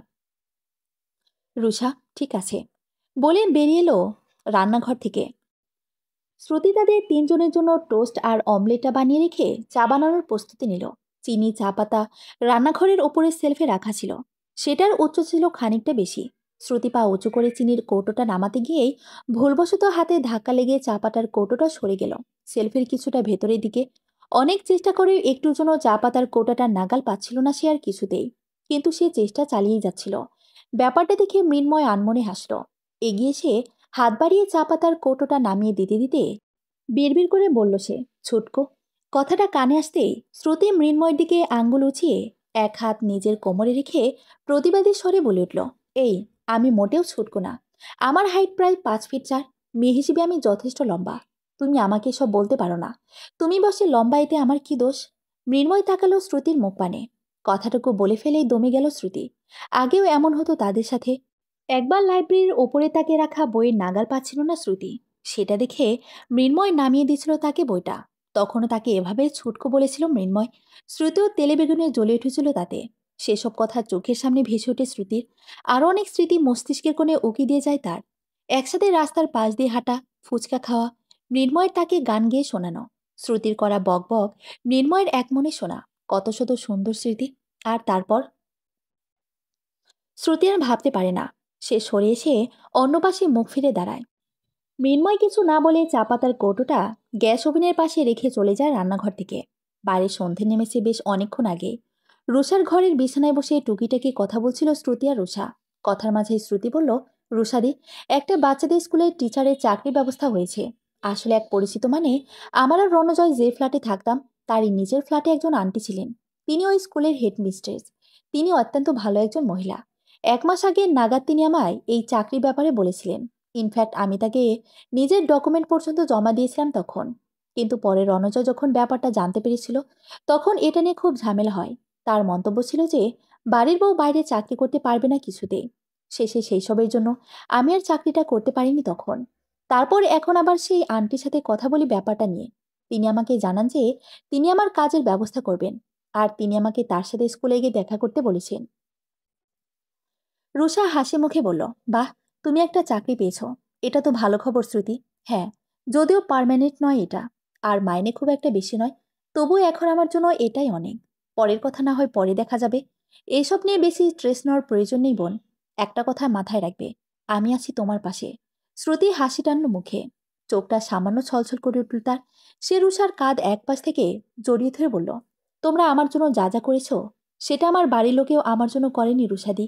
তোমার এই উপকার যে আমি কখনো ভুলব না। সবসময় ঋণী হয়ে থাকবো আমি তোমার কাছে। রুষা শ্রুতির মাথায় হাত রেখে বলল, ধুর পাগলি মেয়ে, এভাবে বলতে আছি নাকি? তুমি আমার বোন না। শ্রুতি রুষাকে ছেড়ে হেসে হ্যাসূচক মাথা নাড়াল। শ্রুতি আবারও কথায় কথায় বলল, আচ্ছা রুষাদি, তা তোমার কেউ মনের মানুষ? শ্রুতির হঠাৎ এমন প্রশ্নে রুষা যেন লজ্জা পেল সামান্য। বলল, আছে তো, আকাশ। সেও ডাক্তার। হ্যাঁ। তাদের কথার মাঝে ফোনটা বাজলো রুষার। রুষা এক পলক ফোনের দিকে চেয়ে মুচকি এসে ফোনটা শ্রুতিকে দেখাতেই স্ক্রিনের পর আকাশ নামটা দেখতে পেল শ্রুতি। শ্রুতি ঠোঁট টিপে হেসে আবার ছোট্ট একটা হাই তুলে বলল, তোমরা কথা বলো, আমার বড্ড ঘুম পাচ্ছি গো। আমি আমার ঘরে যাই। শুভরাত্রি। শ্রুতি উঠে চলে গেল পাশের ঘরে। দুপুর গড়িয়ে বিকেল হয়েছে প্রায়। আকাশে সামান্য মেঘের আনাগোনা দেখা যাওয়ায় সূর্যের তেজ খানিকটা কমই ছিল পুরোটা দিন। তবে গরমের পরিমাণ যে খুব একটা কমেছে তা নয়। চোখ পিটপিট করে আকাশের পানি একবার চেয়ে স্কুল থেকে বেরিয়ে আসার জন্য পা বাড়ালো শ্রুতি। আজকের মতো কাজ শেষ তার। এখন বাড়ি ফেরার পালা। যদিও কিছু নির্দিষ্ট কারণবশত আজকে খানিক দেরি হয়েছে শ্রুতির। নতুন নতুন জয়েন করার ফলে সবটা বুঝে নিতে একটু বেশি সময় লাগছে শ্রুতিকে। ধীরে ধীরে অবশ্য অভ্যাস হয়ে যাবে তার, সেটা বেশ ভালোভাবেই জানে। তাছাড়া স্কুলে ছোট ছোট বাচ্চাদের সাথে সময় কাটাতে অবশ্য বেশ ভালো লাগছে শ্রুতির। আনমনে ধীরে সুস্থে বাইরে স্কুলের মাঠের দিকে আসতেই হুট করে রণজয়ের সাথে দেখা পেল শ্রুতি। রণজয়কে এখানে দেখা প্রথমটায় বেশ অবাকই হলো সে। রণজয় তার দিকে এগিয়ে এলে সেও খানিক এগিয়ে গেল তার দিকে। শ্রুতি গম্ভীর স্বরে প্রশ্ন করল, তুমি এখানে কি করছো? সেটা তো আমার তোমাকে বলা উচিত। কি প্রমাণ করতে চাইছো সবার কাছে? তুমি মহান আর আমি পাপী? তোমার জন্য আমাকে কত কথা শুনতে হচ্ছে। সেদিন মাঝরাতে কাউকে কিছু না বলে বাড়ি থেকে বেরিয়ে কেন গিয়েছিলে? রণজয়ের কথায় শ্রুতি তার মুখ পানে চেয়ে শান্ত স্বরে জবাব দিল, সত্যিটা বলবো, আমার ঘেন্না করছিল তোমার মতো যখন একটা মানুষের সাথে একই বাড়িতে আর এক মুহূর্ত থাকতে। তাই। রণজয় রাগী গলায় বলল, শ্রুতি, অনেক নাটক হয়েছে। এবার চুপচাপ তুমি আমার সাথে বাড়ি ফিরে যাবে। চলো। আমি কোথাও যাব না। আমি আগেই জানিয়েছি, আমার সিদ্ধান্ত থেকে আমাকে কেউ সরাতে পারবে না। শ্রুতি। তাদের দুজনের কথার মাঝে হঠাৎ মৃন্ময়ের গলার মৃদুস্বরে এক দফা পাশে তাকালো শ্রুতি। মৃন্ময় এগিয়ে এলো খানিকটা তাদের দিকে। তাদের কিছু কিছু কথা আসা মাত্রই কানে এসেছে মৃন্ময়ের। শ্রুতি আবারও বলল, তুমি এখান থেকে চলে যাও রণজয়। আমি আর তোমার সাথে কথা বাড়াতে চাই না। রণজয় তার ছেলের হাসি টানল। বলল, নিজেকে কি ভাবো তুমি? আমি দোষী আর তুমি সতী সাবিত্রী? তুমি কি ভাবো আমি কিছু বুঝি না? মাঝরাতে তো নিশ্চয়ই এমনিমেই চলে যাওনি। আগের দিনও তো রাতে বাড়ি ফেরোনি। সব জানা আছে হ্যাঁ আমার। তুমি যে কি তা আমি খুব ভালোভাবেই বুঝে গেছি। রণজয়ের কথার এই জঘন্য টোন বুঝতে পেরে যেন রাগটা মাথায় চড়ে বসল মৃন্ময়ের। সে কিছু বলতেও গেল, কিন্তু তার পূর্বে শ্রুতি এবার গর্জে উঠে রণজয়ের দিকে আঙ্গুল উঁচিয়ে বলল, don't you dare to this Ranjoy. খবরদার, আমার চরিত্র নিয়ে একটা বাজে কথা উচ্চারণ করার চেষ্টাও তুমি করবে না। এমন কোনো কাজ করো না যে আমাকে ভুলে যেতে হয় এটা পাবলিক প্লেস। চলে যাও এখান থেকে। তুমি তোমার ডিভোর্স যথাসময়ে পেয়ে যাবে। আর আমি আবারও বলছি, আমার এবং আমার সন্তানের জীবনে কোনো হস্তক্ষেপ করার চেষ্টাও করবে না।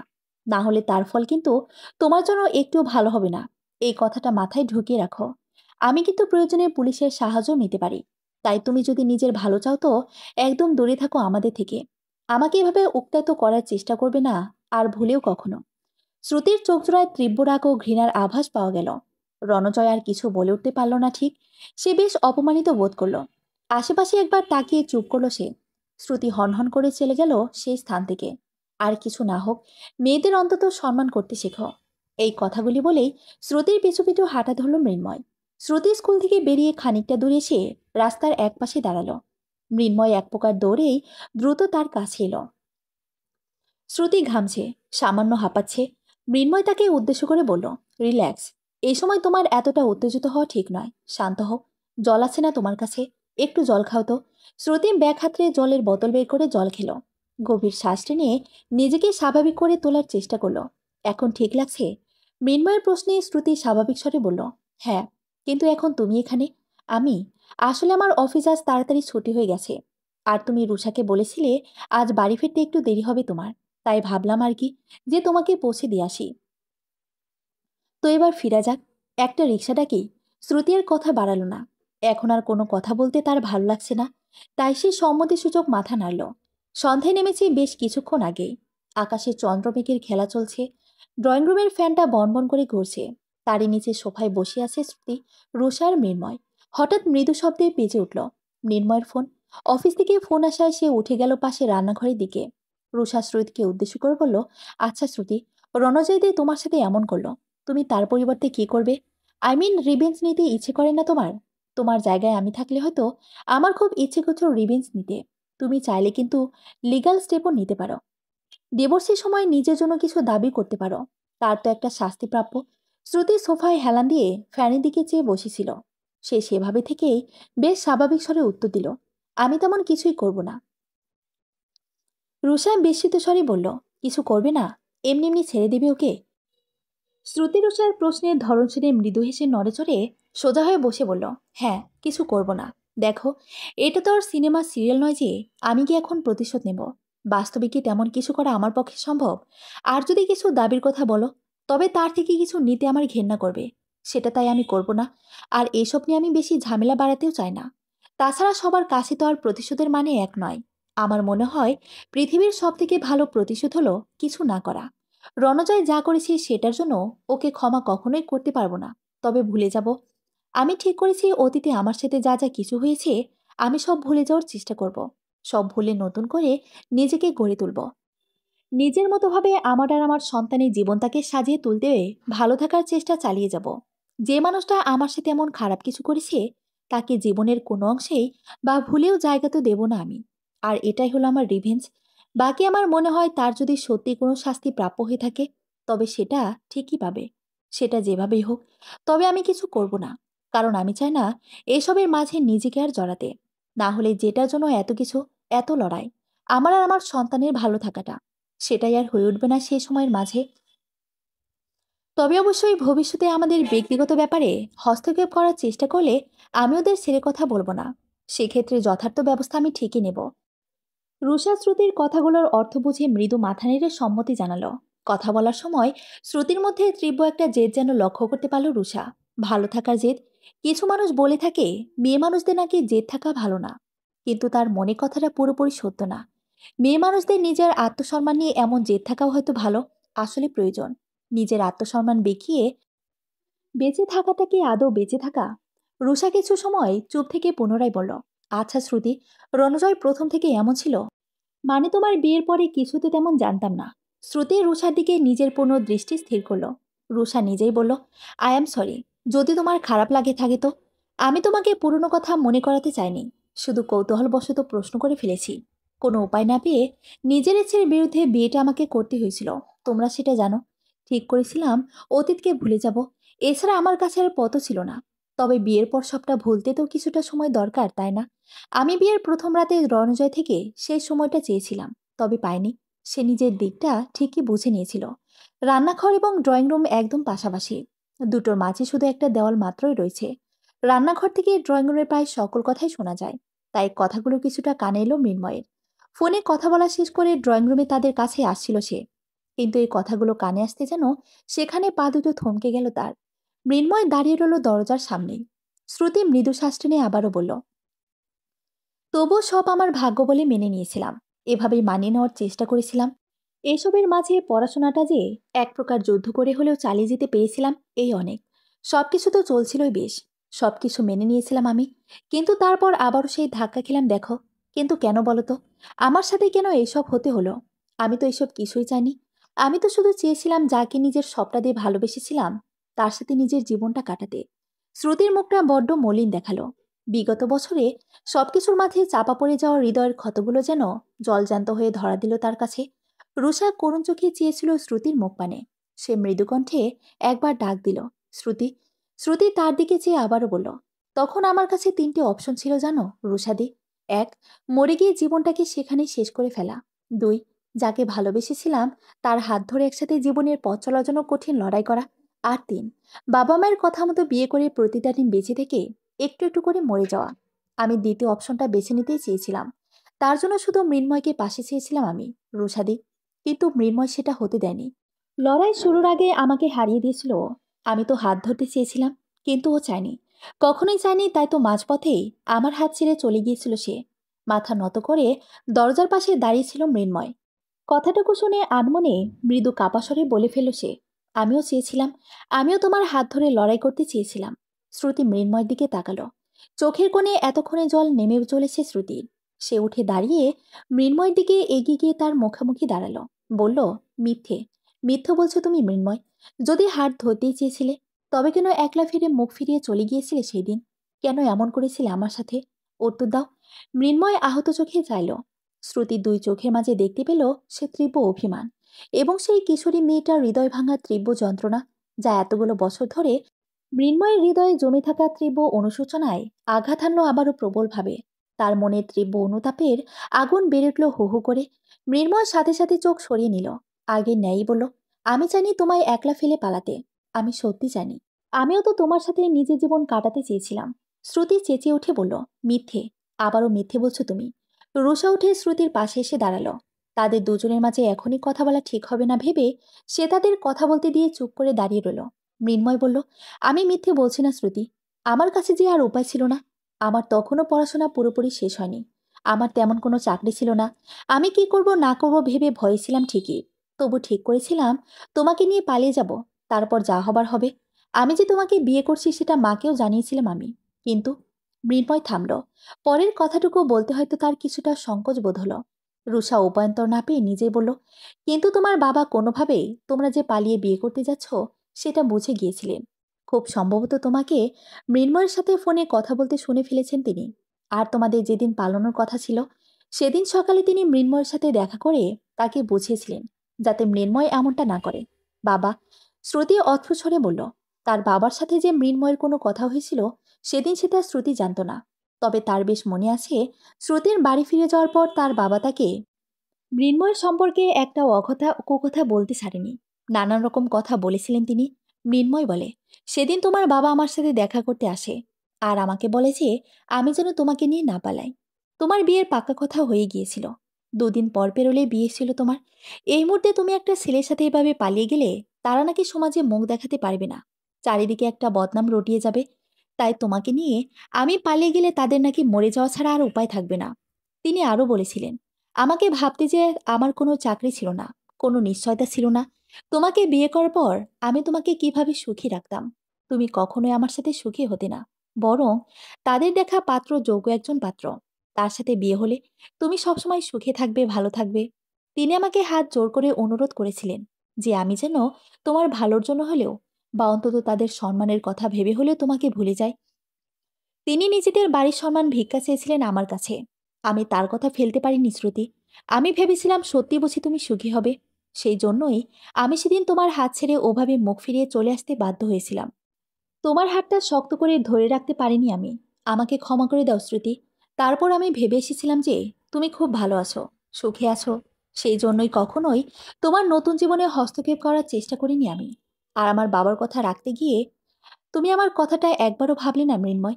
আমার ভালো থাকাটাও তোমারই নির্ণয় করে ফেললে। মৃন্ময়ের চোখ ছলছল করে উঠল। শ্রুতি নিজের চোখে জল মুছে অন্যদিকে মুখ ফিরিয়ে পুনরায় বলল, তখন তো আমাকে ছেড়ে চলে গিয়েছিলে। তবে কেন আবার ফিরে এলে আমার জীবনে তুমি? আর কেন এভাবে পাশে থাকতে চাইছো তুমি আমার? কেন বলো? এখনো কেন একা ফেলে দিচ্ছ না আমাকে তুমি? দয়া দেখাতে চাইছো তুমি আমার উপর? আমি কারোর দয়ার পাত্রী হয়ে থাকতে পারবো না। শ্রুতি কথাটুকু বলেই দৌড়ে গেল ঘরের দিকে। পরিস্থিতি এমন বেগতিক দেখে রুষা ঘাবড়ে উঠল। তাদের দুজনের মধ্যে কাকে কি করবে, কিভাবে বোঝাবে, কি করে এই পরিস্থিতির সামাল দেবে সেটা ভাবতেই হিমশিম খেল সে। রুষা দ্রুত ঘরে গেল শ্রুতির পিছু পিছু। মৃন্ময় এলো ঘরে। শ্রুতি নিজের সুটকেসটা বের করে নিয়ে আলমারি থেকে নিজের কয়েকটা শাড়ি বের করতেই রুষা এসে তাকে আটকালো। বলল, এসব কি করছো তুমি? রাখো এসব। শ্রুতি যেন কর্ণপাতই করল না। মৃন্ময় শ্রুতির সামনে এসে হাত জোর করে বলল, তুমি চাইলে আমাকে যা ইচ্ছে শাস্তি দাও, but I beg you Shruti, please এমন করো না, প্লিজ কথাটা শোনো। শ্রুতি পাগলের ন্যায় চিৎকার করে বলল, আমার কারো দয়া চাই না, কারো না, চলে যাও আমার থেকে দূরে তুমি। কাউকে চাই না আমার, কাউকে না, কাউকে না, কাউকে না। রুষা শ্রুতির দুই বাহু ধরে সামান্য ঝাঁকিয়ে বেশ জোরালো কণ্ঠে বলল, শ্রুতি, কি করছো কি তুমি? এমন বাচ্চাময় কেন করছো? পাগল হয়ে গেছো তুমি? প্লিজ একটু শান্ত হও। আর কারো না হলেও নিজের বাচ্চার কথাটা একবার অন্তত ভাবো। তুমি এমন করলে এই অবস্থায় তারও তো কোনো ক্ষতি হয়ে যেতে পারে। রুষার কথা শুনে শ্রুতি হুট করে শান্ত হয়ে পড়ল। হাতে থাকা নিজের শাড়িগুলো মেঝেতে লুটিয়ে পড়ল তার। তারপর হুট করে রুষাকে জড়িয়ে ধরে ডুকরে কেঁদে উঠল সে। রুষা একজন বড় দিদির ন্যায়ই তাকে দুই হাত দিয়ে আগলে নিল। শ্রুতির অবস্থা রুষা, মৃন্ময় উভয়কে ব্যতীত করছে যেন। রুষা মৃন্ময়কে বলল, মৃন্ময়, তুই একটু বাইরে যা ভাই প্লিজ, আমি ওকে সামলাচ্ছি, বোঝানোর চেষ্টা করছি। মৃন্ময় কোনো কথা বলল না, মাথা নেড়ে বিনা বাক্যে ঘর থেকে বেরিয়ে এলো সে। বাইরে এসে সোফায় বসে পড়ল সে। যা যা কিছু হচ্ছে তার জন্য নিজেকে বড্ড দোষী মনে হচ্ছে তার। কিছু সময় পর রুষা বাইরে মৃন্ময়ের কাছে এলো। ড্রয়িং রুমের সোফায় চুপচাপ বিরস মুখে মেঝের দিকে চেয়ে বসেছিল মৃন্ময়। রুষা ঘরে আসতেই তার দিকে চোখ তুলে চাইল সে। রুষা তাকে বলল ভেতরে যেতে। এখন শ্রুতি শান্ত হয়েছে, সে নিজেই মৃন্ময়ের সাথে দেখা করতে চেয়েছে। রুষার কথা শুনে উঠে রুষার সাথে ঘরের দিকে এলো মৃন্ময়। সে সময় শ্রুতি বিছানার এক পাশে বসেছিল। সেটার দরজার কাছে আসতেই দেখতে পেল সে। তবে কোনো এক কারণে দরজা ডিঙিয়ে ভেতরে যাওয়ার সাহস যেন জোগাড় করতে পারছিল না সে এই মুহূর্তে। রুষা ঘরে এসে শ্রুতির পাশে বসে শ্রুতিকে বলল, মৃন্ময় এসেছে। শ্রুতি দরজার দিকে একবার তাকালো মৃন্ময়ের দিকে। মৃন্ময় ভেতরে এলো। শ্রুতির সামনে এসে হাঁটু ভাঁজ করে হাঁটুর ভরে বসে পড়ল সে। প্রথমে শ্রুতির হাত ধরার জন্য হাত বাড়াতে গেলেও পরে নিজেই তার মনে হলো এই অধিকার তার নেই, একদমই নেই, সত্যিই নেই। তাই নিজের হাতটা আবারও গুটিয়ে ফেলল সে। শ্রুতির সামনে হাত জোর করে ধরে আশা গলায় বলল সে, তোমার সাথে যা যা হয়েছে তার জন্য দায়ী আমিও। তোমার কাছে আমি অপরাধী, তবে কখনোই আমি তোমার উপর দয়া করিনি, করতে চাইওনি, সেই ক্ষমতাও আমার নেই। রাগের মাথায় কোনো ডিসিশন নিয়ে এই অবস্থা এখান থেকে চলে গিয়ে আমার অপরাধের বোঝাটা আরও বাড়িয়ে দিও না শ্রুতি প্লিজ। আমি জানি তোমার পাশে থাকার অধিকার আমি হারিয়ে ফেলেছি, তবে আমাদের মাঝে কোনো ভালোবাসার সম্পর্ক তৈরি হওয়ার আগেও তো একটা বন্ধুত্বের সম্পর্ক ছিল। আমাকে শুধুমাত্র একজন সাধারণ বন্ধু হিসেবে না হয় পাশে থাকতে দিও। আর যাই হোক, আমার দোষের জন্য এখন এমন কোনো সিদ্ধান্ত নিও না যাতে তোমাদের কোনো ক্ষতি হয়। আমি জানি আমাকে ক্ষমা করা তোমার জন্য কঠিন, হয়তো সম্ভব নয়, তবু বলছি, পারলে আমাকে ক্ষমা করে দিও। না হলে আমি নিজেও যে নিজেকে কখনো ক্ষমা করতে পারবো না, কখনোই না। প্লিজ, পারলে আমায় ক্ষমা করে দিও। কথাগুলো বলতে বলতে মৃন্ময়ের গলা যেন ধরে এলো। শ্রুতি পুরো কথাটা শুনল ঠিকই, তবে মৃন্ময়ের কথার পরিপ্রেক্ষিতে তেমন কোনো উত্তর দিল না। সে রুষার দিকে চেয়ে মৃদুস্বরে বলল, আমার খুব ক্লান্ত লাগছে রুষাদি, আমি একটু ঘুমাবো, আজকে আমাকে একটু ঘুম পাড়িয়ে দেবে? শ্রুতির এমন কথায় রুষা অবাক হলেও মাথা নেড়ে হ্যাঁ বলল। শ্রুতি কোনো উত্তর দেবে না, অথবা তার সাথে কথা বলতে সে চায় না। এটা ভেবে মৃন্ময় উঠে চলে যাওয়ার জন্য পা বাড়াতে গেলেই শ্রুতি নরম স্বরে বলল, মৃন্ময়, আমার একটা আবদার রাখবে, আমাকে একটা গান গেয়ে শোনাবে? এই মুহূর্তে শ্রুতির মুখে এমন কথা শুনে মৃন্ময় বিস্মিত চোখে তাকালো শ্রুতির দিকে। এখন এমন পরিস্থিতিতে সকল কথাকে উপেক্ষা করে শ্রুতির মুখে এমন কথা, আর যাই হোক, তারা আশা করেনি। এ কথার কারণে সে খুঁজে পেল না। তবে শ্রুতির কথাটা উপেক্ষা করতেও তার মন সায় দিল না। কি করবে বুঝতে না পেরে রুষার দিকে তাকালে সেও মাথা হেলিয়ে সায় দিল। তবে মৃন্ময় দ্বিধা মিশ্রিত কণ্ঠে বলতে গেল, গান? কিন্তু আমি তো। শ্রুতি আবারও আগের ন্যায় শান্ত স্বরে বলল, তুমি তো অনেক ভালো গান গাইতে পারতে, একটা গান গেয়ে শোনাও না প্লিজ। একটা দ্বন্দ্ব কাজ করলেও শ্রুতির আবদার কিছুতেই যেন ফেলতে ইচ্ছে করল না আর মৃন্ময়ের। এতগুলো বছর ধরে গানের নামে অজুহাত দিয়ে আসলেও আজকে যেন কোনো অজুহাতে কার্যকর বলে মনে হলো না তার। মৃন্ময় রাজি হলো। শ্রুতি সেই ভাবলেশীন ভাব নিয়েই রুষার কোলে মাথা রেখে শুয়ে পড়ল একপাশে, মুখ ফিরিয়ে গটিসটি মেরে। রুষা তার মাথায় হাত বুলিয়ে দিল। মৃন্ময় ঘরের একপাশে থাকা চেয়ারটা এনে তাদের সামনেই সামান্য দূরত্বে বসল সে। নিজের অস্বস্তি ভাবটা কাটিয়ে তুলে ঘরের জানালার দিকে চেয়েই একটা গান ধরল সে। কিছু কিছু কথা বসে আছে ভিজে, মিছি মিছি ব্যথা হয় নিজে নিজে। ঝরে যাওয়া পাতা জুড়ে বসে ডালে, মেঘে মেঘে কথা শোনে সে আড়ালে। এতদিন গান না গেলেও যে শরীর কোনো হেরফের হয়েছে সেটা মনে হলো না। গানের গলা তার আগের ন্যায় মধুর। বহু বছর পরে যেন এই মধুর সুর শুনতে পেল আজ শ্রুতি। শ্রুতি চোখ বন্ধ করল। খুব অল্প সময়ের ব্যবধানেই গভীর ঘুম এসে ধরা দিল শ্রুতির চোখে। মৃন্ময় গানটা যতটুকু পারল ততটুকুই গেয়ে চুপ করে বসে রইল সেখানে। শ্রুতি ঘুমিয়ে গেছে সেটা টের পেয়ে রুষা অতি সাবধানে স্নেহের সহিত তার মাথাটা বালিশের উপর রেখে ঠিকভাবে শুয়ে দিল তাকে। শ্রুতির ঘুমন্ত মুখের দিকে চেয়ে যেন সামান্য ছলছল করে উঠল রুষার দুচোখ। রুষা বলল, মেয়েটাকে দেখে প্রচন্ড খারাপ লাগে জানিস। কত কিছু না সহ্য করতে হয়েছে এতটুকু বয়সে ওকে। পরবর্তীতে যে আর কি কি সহ্য করতে হবে কি জানে। কত যে লড়াই করতে যেতে হবে ওকে। মৃন্ময় মৃদু দীর্ঘশ্বাস ফেলল। বলল, তবে আশা করব দিন শেষে ঠিকই লড়াইটায় জিততে পারবে। সহজে হেরে যাওয়ার মেয়েও নয়। আর জিততেই হবে ওকে। যা হোক, আমি এখন আসি। ওর খেয়াল রাখিস। মৃন্ময় উঠে দাঁড়ালো। রুষাকে বলে শ্রুতির দিকে না চেয়ে সে স্থান ত্যাগ করে প্রস্থান করল সে। সাধারণ একটি সাজানো গোছানো ঘরের বিছানায় হালকা গোলাপি রঙের একটি ফ্রক পরে বসে আছে মিষ্টি একটি বাচ্চা মেয়ে। চোরগুলো তার দুদিকে ঝুঁটি বাঁধা। সে আঙ্গুল উঁচিয়ে তার সামনে বিছানায় রাখা পুতুলগুলিকে মুখে রাগ ফুটিয়ে তোলার চেষ্টা করে কড়া শাসন করতে ব্যস্ত। কথা বলার তালে তালে তার মাথা সহ ঝুঁটি সহ দুলছে। শ্রুতি চেয়ারে বসে নিজের স্কুলে কিছু খাতা দেখছিল। খাতা থেকে মুখ তুলে মেয়ের এমন কাণ্ড দেখে আপন মনে হাসল শ্রুতি। তার মেয়ে শ্রেয়ার বয়স বর্তমানে প্রায় 5 বছর হতে চল। মেয়ে জন্মার পর মোটামুটি চাকরির পাশাপাশি বাকি পড়াশোনাও কোনো মতে চালিয়ে গিয়েছিল শ্রুতি। যদিও তাতে রুষা আর মৃন্ময় তার জন্য যা যা করেছে সেটা ভুলে যাবে এমন অকৃতজ্ঞ সে নয়। তাদের অবদান কোনো মতেই অস্বীকার করতে পারবে না সে। শ্রুতি এখন একটি স্কুলের শিক্ষিকা। চাকরি ভালোই। সে এখন স্বাবলম্বী। এখন মেয়েকে নিয়ে সে একাই ফ্ল্যাটে থাকে প্রায় 2 বছর হতে চল প্রায়। বছর দেড়েক আগে রুষার বিয়ে হয়েছে আকাশের সাথে। রণজয়ের সাথে শ্রুতির ডিভোর্সের পালা শেষ হয়েছে প্রায় বছর 4 আগে। সিঙ্গেল মাদার হয়ে উঠতে গেলেও এখনও আমাদের সমাজে মেয়েদের খুব না হলেও কিছু অসুবিধার মুখোমুখি হতে হয়। শ্রুতিকেও পড়তে হয়েছিল। তবে সবকিছুর মোকাবেলা করে এই জায়গায় এসে উপস্থিত হয়েছে সে। এবং ভবিষ্যতে যে তাকে লড়াই করে যেতে হবে সেগুলোর ভয় পায় না সে কখনোই। শ্রেয়া খেলার মাঝে মায়ের দিকে তাকালো। চোখ পিটপিট করে কিছু সময় গভীর পর্যবেক্ষণ করে মুখে একরাশ হাসি টেনে বলল, মা, তোমাকে আজ গোলাপি শাড়িতে খুব সুন্দর দেখাচ্ছে জানো। গোলাপ ফুলের থেকেও সুন্দর। শ্রুতি মেয়ের কথা শুনে তাই বলে হাসল। শ্রেয়া প্রায়ই এমন বলে। শ্রুতি সবসময় তার এমন কথা শুনে হাসে। বাচ্চা শ্রেয়া এখন ফ্যালফ্যাল চোখে মায়ের মুখের দিকে চেয়ে থাকে। এই ছোট্ট প্রাণটা জীবনে আসার পর থেকে যেন পুরো জীবনটাই বদলে নিয়েছে শ্রুতির। এসবের মাঝে বাড়ির কলিং বেলের তীক্ষ্ণ আওয়াজ শোনা গেল।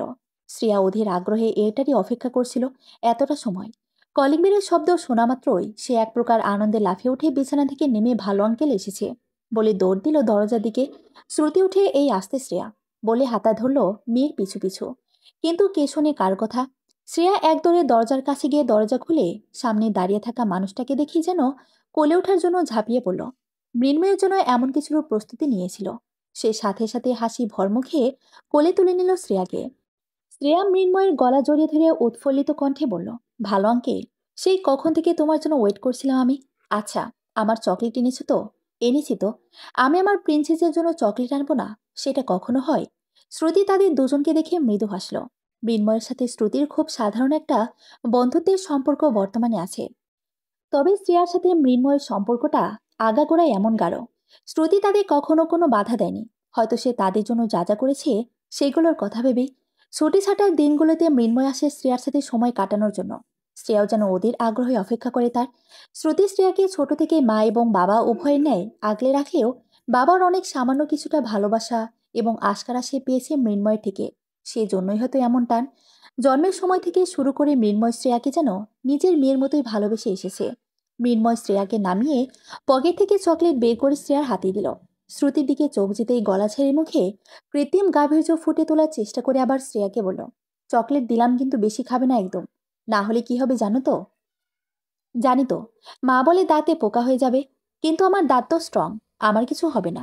শ্রেয়ার কথাটুকু বলে খিলখিলিয়ে হেসে উঠল। শ্রুতি এই দুষ্ট বলতে সে দৌড় দিল ভেতরের দিকে। শ্রুতি মৃন্ময়ের দিকে চেয়ে সামান্য মজা করেই বলল, তুমি কিন্তু ভালোই আশকারা দিচ্ছ মেয়েটাকে। প্রত্যুত্তরে মৃন্মুর মাথা নামিয়ে হাসল। শ্রুতি প্রশ্ন করল, আঙ্কেল আন্টি, রুষাদি আর আকাশদা, ওদের তো আসার কথা ছিল। তারা সবাই কোথায়? ওরা আসছে। মৃন্ময় আর শ্রুতির কথোপকথনের মাঝেই মৃন্ময়ের মা বাবা রুষা আকাশ সেখানে উপস্থিত হলো। মৃন্ময়ের বাবা মা আগেও এসেছেন তাদের বাড়ি। এখন ছেলের সাথে দেখা করতেই মূলত শহরে এসেছিলেন তারা। তাই জন্যই ফিরে যাওয়ার আগে একবার শ্রেয়ার শ্রুতির সাথে দেখা করতে আসা তাদের। এখানে থেকে সরাসরি নিজেদের বাড়ি ফিরবেন মৃন্ময়ের বাবা মা। তাদের সকলকে ভেতরে আসতে দেখেই শ্রেয়া রুষার কাছে গিয়ে মিমি বলে কোলে উঠে পড়ল। সকলে মিলে গল্পগুজব, হাসি মজা আর দুপুরে একটু খাওয়া দাওয়ার মধ্য দিয়ে কাটল বেশ কিছুটা সময়। শ্রেয়া মৃন্ময়ের সাথেই খেলছিল, বাকিরা বসে গল্প করছিল। সামান্য দূরে শ্রুতি একপাশে দাঁড়িয়ে চেয়ারের উপর রাখা শ্রেয়ার কিছু জামা কাপড় ভাঁজ করে রাখছিল। কাপড় ভাঁজ করতে করতেই শ্রুতি একবার তাদের দিকে চাইল। মৃন্ময়ের মা উঠে এসে তাকে সাহায্য করতে চাইলে শ্রুতি জানালো কয়েকটাই তো জামা কাপড়, সে ভাঁজ করে নিতে পারবে। তবে শ্রুতির বারণ তিনি শুনলেন না। তিনি ঠিকই সাহায্য করলেন। ভাঁজ করা কাপড়গুলো নিয়ে তারা শ্রুতির শোয়ার ঘরে আসলে ঘরের দরজার কাছ থেকে মৃন্ময় আর শ্রেয়ার দিকে এক নজরে চেয়ে তিনি বললেন, দুজনকে দেখে বড্ড ভালো লাগে না? মৃন্ময় তো শ্রেয়াকে বড্ড ভালোবাসে। আর শ্রেয়া, কি মিষ্টি বাচ্চাটা! বাচ্চাটার সাথে ছেলেটাকে এভাবে হাসতে দেখেও মনটা ভরে যায় আমার। মনে হয় আমার নাতনির সাথে যেন আমার ছেলেটা হাসছে, খেলছে। শ্রুতির জামা কাপড় আলমারিতে তুলে রাখতে রাখতে হাসি মুখে উত্তর দিল, শ্রেয়া তো আপনাদের নাতনির মতোই আন্টি। মৃন্ময়ের মা হ্যাঁ বলে চুপ করলেন। আবার কি ভেবে যেন বললেন, এতটুকু বয়সে কত কিছু ঘটে গেছে তোমার জীবনে। কিছুটা তো জানি আমরা। কত কিছু না সহ্য করেছো তুমি। আপনাদের আশীর্বাদে সবকিছু সামলে উঠতেও তবুও ভালো আছি। সত্যি কি ভালো আছো? শ্রুতি এমন প্রশ্ন শুনে তার কারণ প্রথমটাই ঠিক বুঝে উঠতে না পেরে মৃন্ময়ের মায়ের দিকে তাকালো। সেই কত বছর আগে তোমার আর মৃন্ময়ের দেখা হয়েছিল। মৃন্ময় আমার কাছে খুব কম কথা লুকাতো। তোমাদের প্রেমের কথা পড়ে, তাই মৃন্ময় ঠিকই আমায় একটু একটু জানিয়েছিল। কলেজে ভর্তির পর থেকে তো ও মেসেই থাকতো। একদিন হঠাৎ ও আমাকে ফোন করে জানালো, মা, আমি বিয়ে করছি। বাকি সব কি হবে আমি জানি না, কিন্তু আমি পালিয়ে বিয়েটা করছি। তুমি ওদিকটা সামনে নিও। ছেলে তো অতর্ক বলেই খালাস। আর এদিকে আমার চিন্তার শেষ নেই। কি যে কি বলছে এসব! ওকে কি বলবো? এভাবে হুট করে এসব সম্ভব? কিভাবে হবে? কিভাবে সামলাবো সব? ওর বাবাকে কিভাবে বোঝাবো? কিছুই বুঝতে পারছিলাম না। তারপর মৃন্ময় পরের দিন একা বাড়ি ফিরে এলো। ছেলে একদম শান্ত, চুপচাপ। তার সেই শান্ত ভাবটাও যেন প্রচন্ড রকম অস্বাভাবিক লাগছিল। আমি অনেক জিজ্ঞাসা করলাম কি হয়েছে, এমন কেন দেখাচ্ছে ওকে। ও শেষে আমাকে কাঁদতে কাঁদতে এটাই বলেছিল, পারলাম না মা ধরে রাখতে। নিজের ভালোবাসাকে হারিয়ে ফেললাম আমি পুরো জীবনের জন্য। আমি হেরে গেলাম। ওকেও হারিয়ে দিলাম আমি। নিজের এই অপরাধ বোধে কিভাবে কমাবো আমি মা? সেদিনই বুঝেছিলাম তুমি ওর কাছে কতটা দামি ছিলে। সেদিনের পর ছেলেটাকে আর আগের মতো ফিরে পাইনি।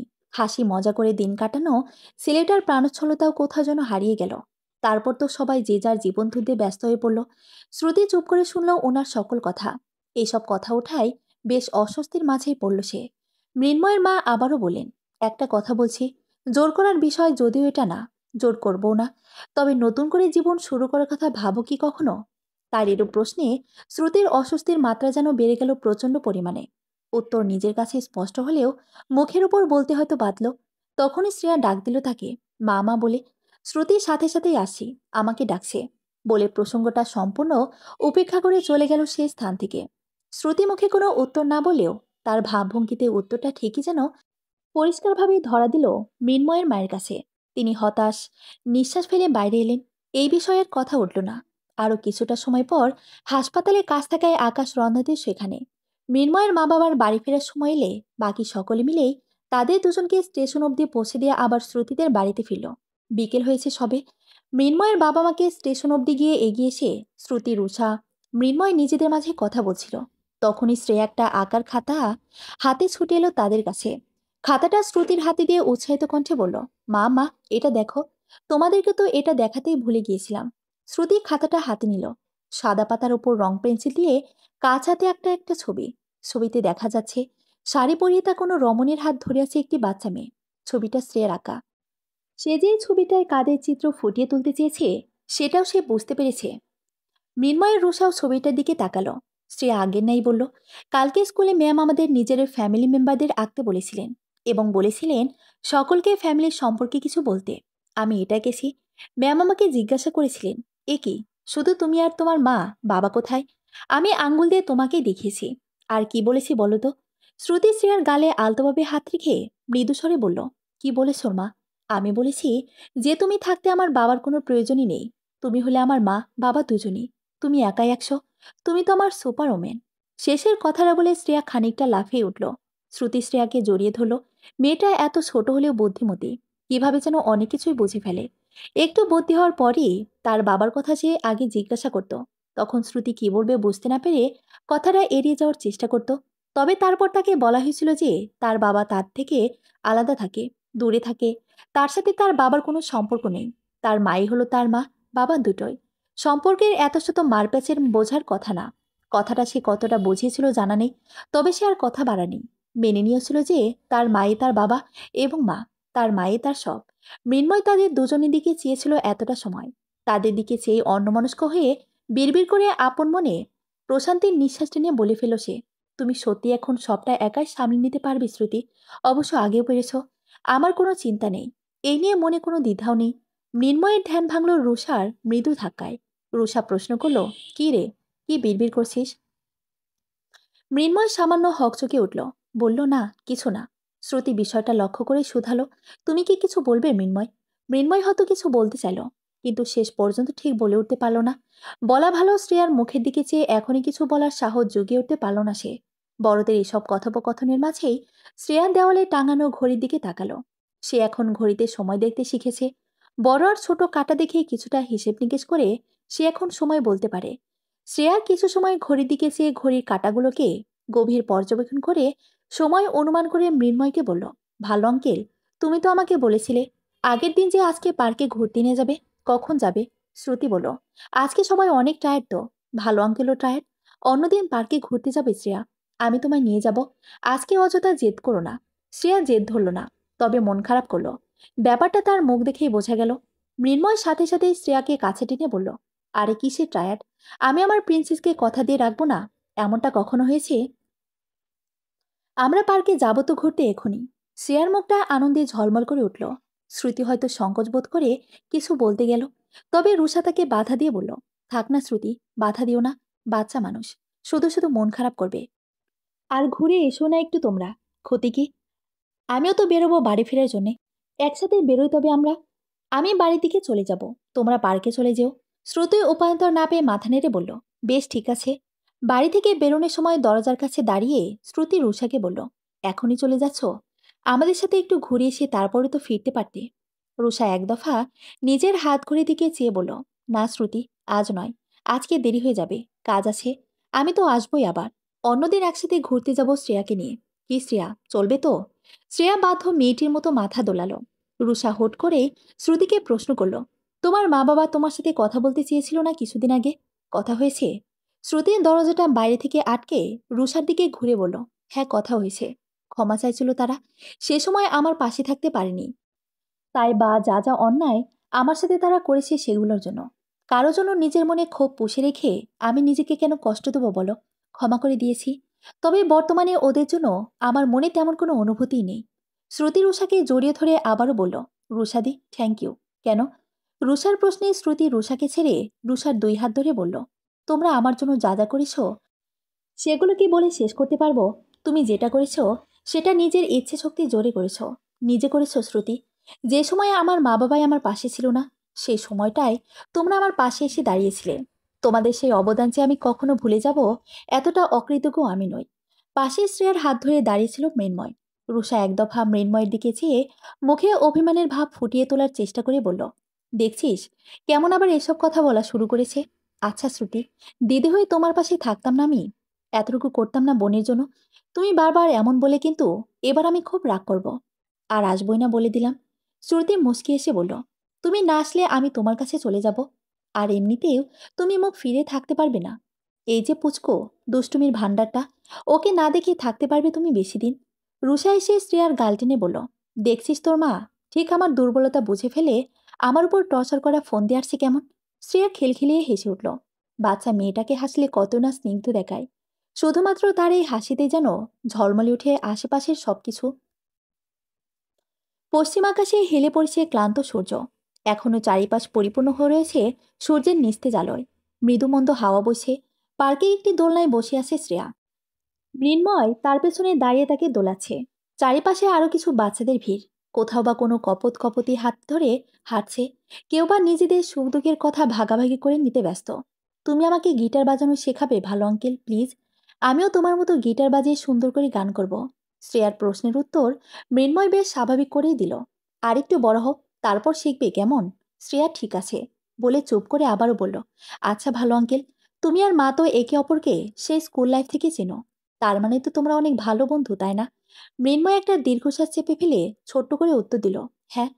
আচ্ছা, মা কি তখন খুব কাঁদুনে ছিল, যেমন অন্যান্য কিছু বাচ্চারা হয়, কথায় কথায় ভ্যাবে করে কান্না জড়িয়ে বসতো, নাকি তখনও রাগী টিচার টাইপ ছিল, কিন্তু একদিক ওদিক হলেও পিঠে দুমদাম বসিয়ে দিত?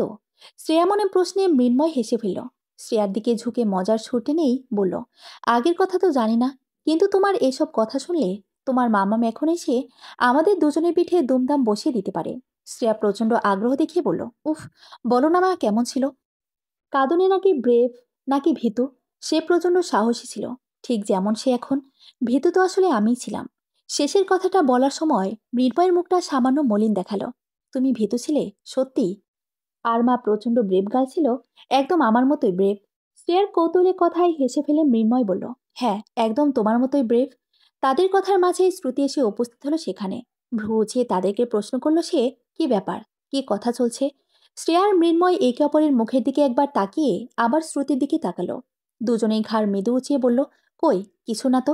শ্রুতি সরু চোখে তাকালো তাদের দিকে।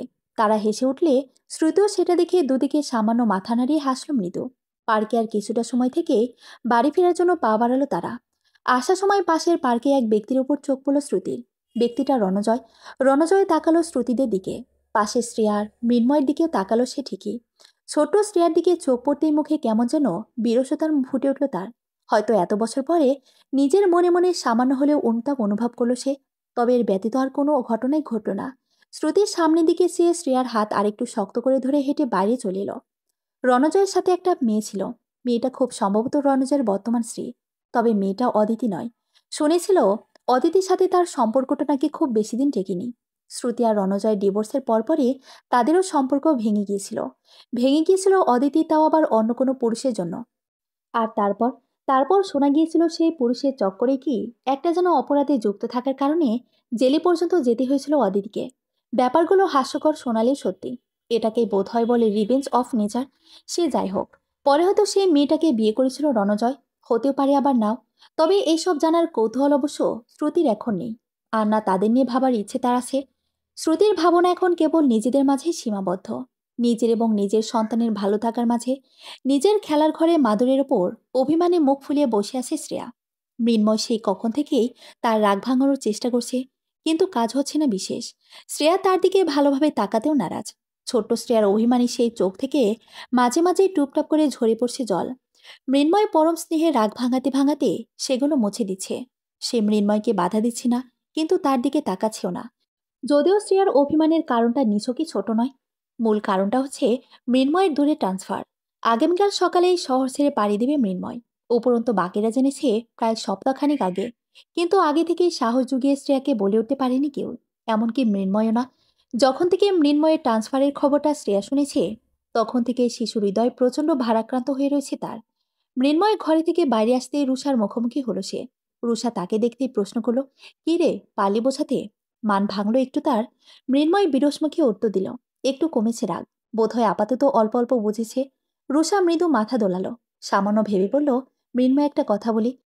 সকালে তো তুই চলেই যাবি, তার আগে একবার শ্রুতির সাথে কথা বলে নিয়ে দেখ না রে তোদের নিয়ে। মৃন্ময় রুষার কথার মানে প্রথমে বুঝতে না পেরে বিস্মিত কণ্ঠে বলল, মানে কিসের কথা বলছিস? আমি জানি অতীতে কি কি হয়েছে, বাট সেগুলো ঘটেছে অনেক বছর আগে। এতদিনে কত কিছু বদলে গেছে। সবকিছু ভুলে তো সেকেন্ড চান্স দিয়ে নতুনভাবে আবার জীবনটা শুরু করাও যায়। আমি জানি না আমি ঠিক বলছি নাকি ভুল, কিন্তু তুই একবার কথা তো বলেই দেখতে পারিস। এখনই সুযোগ। এরপর তো তুই দূরে থাকবি, আরও সুযোগ পাবি না তেমনভাবে কথা বলার। আর শ্রুতি যদি না চায় তবে তাই হবে, কিন্তু কথা বলে দেয় একবার নিজেদের নিয়ে। শ্রুতি রান্নাঘর থেকে নিজের শোবার ঘরের দিকে যাচ্ছিল সেই সময়। ফলস্বরূপ তাদের কথাটা শুনতে পেল সে। মৃন্ময় রুষার কথার পরিবর্তে কিছু বলতে যাচ্ছিল তখন। তবে সামনে শ্রুতিকে হুট করে দেখে খানিকটা থতমত খেয়ে উঠল তারা দুজনেই। শ্রুতিও যেন খানিক অস্বস্তিতেই পড়ল। শ্রুতি তাদের মুখের দিকে একবার চেয়ে পাশ কাটিয়ে নিজের ঘরে চলে গেল। রুষা চিন্তিত মুখে মৃন্ময়ের দিকে তাকালে সে বলল, আমি ওর সাথে একটু কথা বলে আসি। রুষা সম্মতি জানালে মৃন্ময় এগিয়ে গিয়ে দরজার মৃদু টোকা দিয়ে আসি বলেই ভেতরে এলো। শ্রুতি উল্টো দিকে মুখ করেছিল তখন। মৃন্ময় মৃদু শ্বাস টেনে সাধারণভাবেই বলল, শ্রুতি, কালকে তো সকালে চলে যেতে হবে আমাকে। আপাতত তেমন দেখা বা কথা হয়তো হবে না। আসলে আমি বলতে চেয়েছিলাম, তার কথার মাঝেই শ্রুতি নিজের উৎকণ্ঠা কাটিয়ে উঠে তার দিকে ঘুরে বলল, মৃন্ময়, আমার কথাটা শোনো। আমার দ্বারা আবার নতুন করে কিছু শুরু করা সম্ভব নয়। হুট করে শ্রুতির মুখে এমন কথাটা শুনে মৃন্ময় সামান্য অবাক হয়ে স্মৃতির চোখে তাকালো তার দিকে। শ্রুতি আবারও বললে, দেখো মৃন্ময়, আগে কোনো এককালে আমাদের মধ্যে যা ছিল তা ছিল, কিন্তু তারপরে সব ভুলে এই বিগত বছরগুলোতে আমরা আবারও ভালো বন্ধু হয়ে উঠতে পেরেছি। দূরে রইলেও আমি এই বন্ধুদের সম্পর্কটা নষ্ট করতে চাই না। তোমার সাথে শ্রেয়ার সুন্দর একটা সম্পর্ক আছে, সেটাও নষ্ট হোক আমি চাই না। আমি জানি তুমিও চাও না, তাই বলছি বেশি আর কিছু না আমার থেকে আশা করো না। আমি নতুন করে তোমার ভালো বন্ধু হয়ে উঠেছি ঠিকই, কিন্তু সেই প্রাক্তন থেকে প্রেমিকা আর হয়ে ওঠার সাধ্য আমার সত্যি নেই। তোমার কাছে আমি কৃতজ্ঞ মৃন্ময়, তবে এমন কিছুর অনুরোধ তুমি আমাকে করো না, কারণ এমন কিছু ঘটলে আমি নিজের চোখে নিজে ছোট হয়ে থাকবো। এমনটা হলে এই যে ভালো থাকার লড়াই, যেটার জন্য এত কিছু মুহূর্তে সেই লড়াইয়ে হেরে যাব আমি নিজের কাছে। প্লিজ আমাকে হারিয়ে দিও না। নিজেকে স্বাভাবিক করে তুলতে সামান্য সময় লাগলো মৃন্ময়ের। নিজেকে সামলে নিয়েই সে স্বাভাবিক নরম কণ্ঠে বলল, তোমাকে হারতে আমি দেব না, চিন্তা নেই। এমন কোনো প্রস্তাবও আমি তোমায় দেব না। আমি জানি তোমার পক্ষে এমন কিছু সম্ভবও না। বর্তমানে আমাদের মাঝে যে বন্ধুত্বের সম্পর্ক আছে, সেটা আমার কাছেও বড্ড দামি। এর থেকে বেশি আমি কিছু আশা কখনোই করিনি। আরও কিছু কথা বলবো, শুনবে? এখনো সময় আছে। নিজের জীবনটা নিজের মতো গুছিয়ে ফেলো। আঙ্কেল আন্টিরও তো একটা স্বপ্ন আছে তোমায় নিয়ে। তাছাড়া তুমি কেন নিজের জীবনটা এভাবে নষ্ট করছো? আমি আগেও তোমায় বলেছি, এখন আবারও বলছি, তুমি অযথা আমার জন্য নিজের জীবন এভাবে নষ্ট করো না। না হলে আমার নিজেকেও বড্ড অপরাধী মনে হবে সব সময়। মনে হবে আমার জন্যই তোমার জীবনটা নষ্ট হয়ে গেল। আমি সেটা চাই না। আমি সত্যি চাই তুমি ভালো থাকো। তুমি বিয়ে করো মৃন্ময়।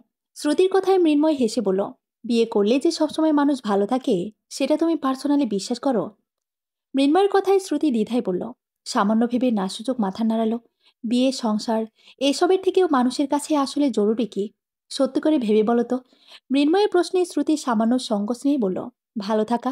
কিন্তু মৃন্ময় আবারও বলল, ঠিক, ভালো থাকা। আমি বিয়ে করিনি কারণ আমার মনে হয়নি। তুমি এটা কখনোই ভেবো না যে তোমার জন্য আমার জীবনটা নষ্ট হয়েছে বা হবে। আমার জীবনে যে সুন্দর স্মৃতিগুলো রয়েছে, তাদের কিছুর কৃতিত্ব কিন্তু তোমার আর পরবর্তীকালে শ্রেয়ার। আমি যে এতদিন তোমাদের পাশে ছিলাম, সেটাও আমার নিজের কথা ভেবে, নিজের জন্য, নিজের মনের শান্তির জন্য। আর যদি পরবর্তীকালে আমার মনে হয় যে কারোর সাথে আমি সত্যিই ভালো থাকবো, তবে আমি অবশ্যই বিয়ে করব। কথা দাও? মৃন্ময় হেসে বলল, কথা দিলাম। আর আমি তখন তোমাকে বলতে চেয়েছিলাম যে আমাদের তেমন দেখা হবে না। নিজেদের খেয়াল রেখো। শ্রেয়া বাচ্চা মানুষ, প্রথম প্রথম আমায় আগের মতো দেখতে পাবে না বলে একটু কষ্ট পাচ্ছে। তবে ও বুদ্ধিমতী, ঠিক বুঝতে পারবে। ওকে একটু বোঝানোর চেষ্টা করো। শ্রুতি অপুর নিচে মৃদু মাথা নাড়াল। রুষা একটু আগেই ঘরের দিকে আসছিল। তাদের কথা ভালোই শুনতে পেল সে। মৃন্ময় নিজের কথাটুকু বলে বাইরে আসতে গেলেই আবার একবার রুষার মুখোমুখি হলো সে। মৃন্ময় তার দিকে একবার চেয়ে চলে আসতে গেলে রুষা বলল, সত্যি চলে যাবে মৃন্ময়? সবকিছু থেকে দূরে সরিয়ে নিজেকেও কষ্ট দিচ্ছিস কেন তুই বলতো? এটা কি খুব জরুরি? নিজের একটা ভুলের জন্য এভাবে সারা জীবন কষ্ট পেয়ে যাবে? শ্রুতি তাকালো তাদের দিকে। মৃন্ময় থেমে মৃদুস্বরে বলল, হ্যাঁ জরুরি। সকলে ভালো থাকার জন্য, আমার নিজের ভালো থাকার জন্য। আর ভুলের কথা বললি তো? মৃন্ময় সরে এসে রুষার সামনে এসে দাঁড়ালো। ঠোঁটের কোণে হাসি টেনে বলল সে, তখন তোকে উত্তরটা দিতে পারিনি। এখন বলি, কিছু কিছু ভুলের সেকেন্ড চান্স হয় না। সেই ভুলগুলোর মাসুল আমাদের দিতেই হয়। কারণ যেটাই হয়ে থাকুক না কেন, একটা ভুল তো আমি করেইছি। আর সেই ভুলের মাসুল আমাকে আমার এই পুরোটা জীবন দিয়ে যেতেই হতো। কিন্তু এখন আমি অনেকটাই বোঝামুক্ত। অন্তত এটা ভেবে শান্তি পাবো যে যার কাছে আমি অপরাধী হয়েছিলাম, সে আমাকে ক্ষমা তো করেছে। তবে হ্যাঁ, আবারও যদি কখনো মানুষের জন্ম নিই, পরের জন্মে সুযোগ পেলে নিজের এই ভুল শুধরে সব ভয়কে অতিক্রম করে হলেও নিজের ভালোবাসাকে নিজের করে নেওয়ার সাহস যেন ঈশ্বর আমাকে দেন, এই প্রার্থনাই করি। আর বাকি এই জন্মে যাকে ভালোবেসেছিলাম, তাকে না হয় নাইবা পেলাম কাছে, দূরে রইলাম। সবসময় কি মানুষ সবকিছু পায়? রুষা করুণ চোখে চেয়ে রইল। তাদের দুজনকে কিছু বলার ক্ষমতা তার এখন নেই। দুজনেই তো যে যার জায়গা থেকে ঠিক। মৃন্ময় ভালো থেকে বলে একবার ঘাড় ঘুরিয়ে শ্রুতির দিকে চেয়ে যাওয়ার জন্য পা বাড়ালো। সদর দরজার কাছে আসতেই শ্রেয়া তার কাছে ছুটে এসে বলল, তুমি আমাকে ভুলে যাবে না তো ভালো আঙ্কেল? মৃন্ময় তার গালে আলতো হাত ছুঁয়ে বলল, কখনোই ভুলবো না। Promise, promise. মায়ের কাছে যাও প্রিন্সেস, মায়ের খেয়াল রেখো। শ্রেয়া বাধ্য মেয়ের মতো মাথা দুলিয়ে মায়ের কাছে চলে গেল। মৃন্ময় ফ্ল্যাট থেকে বেরিয়ে এসে একবার পিছু ঘুরে ওপরের দিকে শ্রুতির ঘরের জানালার দিকে তাকালো। একবার শ্রুতি জানালার পাশে দাঁড়িয়ে তার যাওয়ার পথের দিকে চেয়েছিল। মৃন্ময় গভীর একটা শ্বাস টানল। সামনে ঘুরে হাঁটা ধরল সে।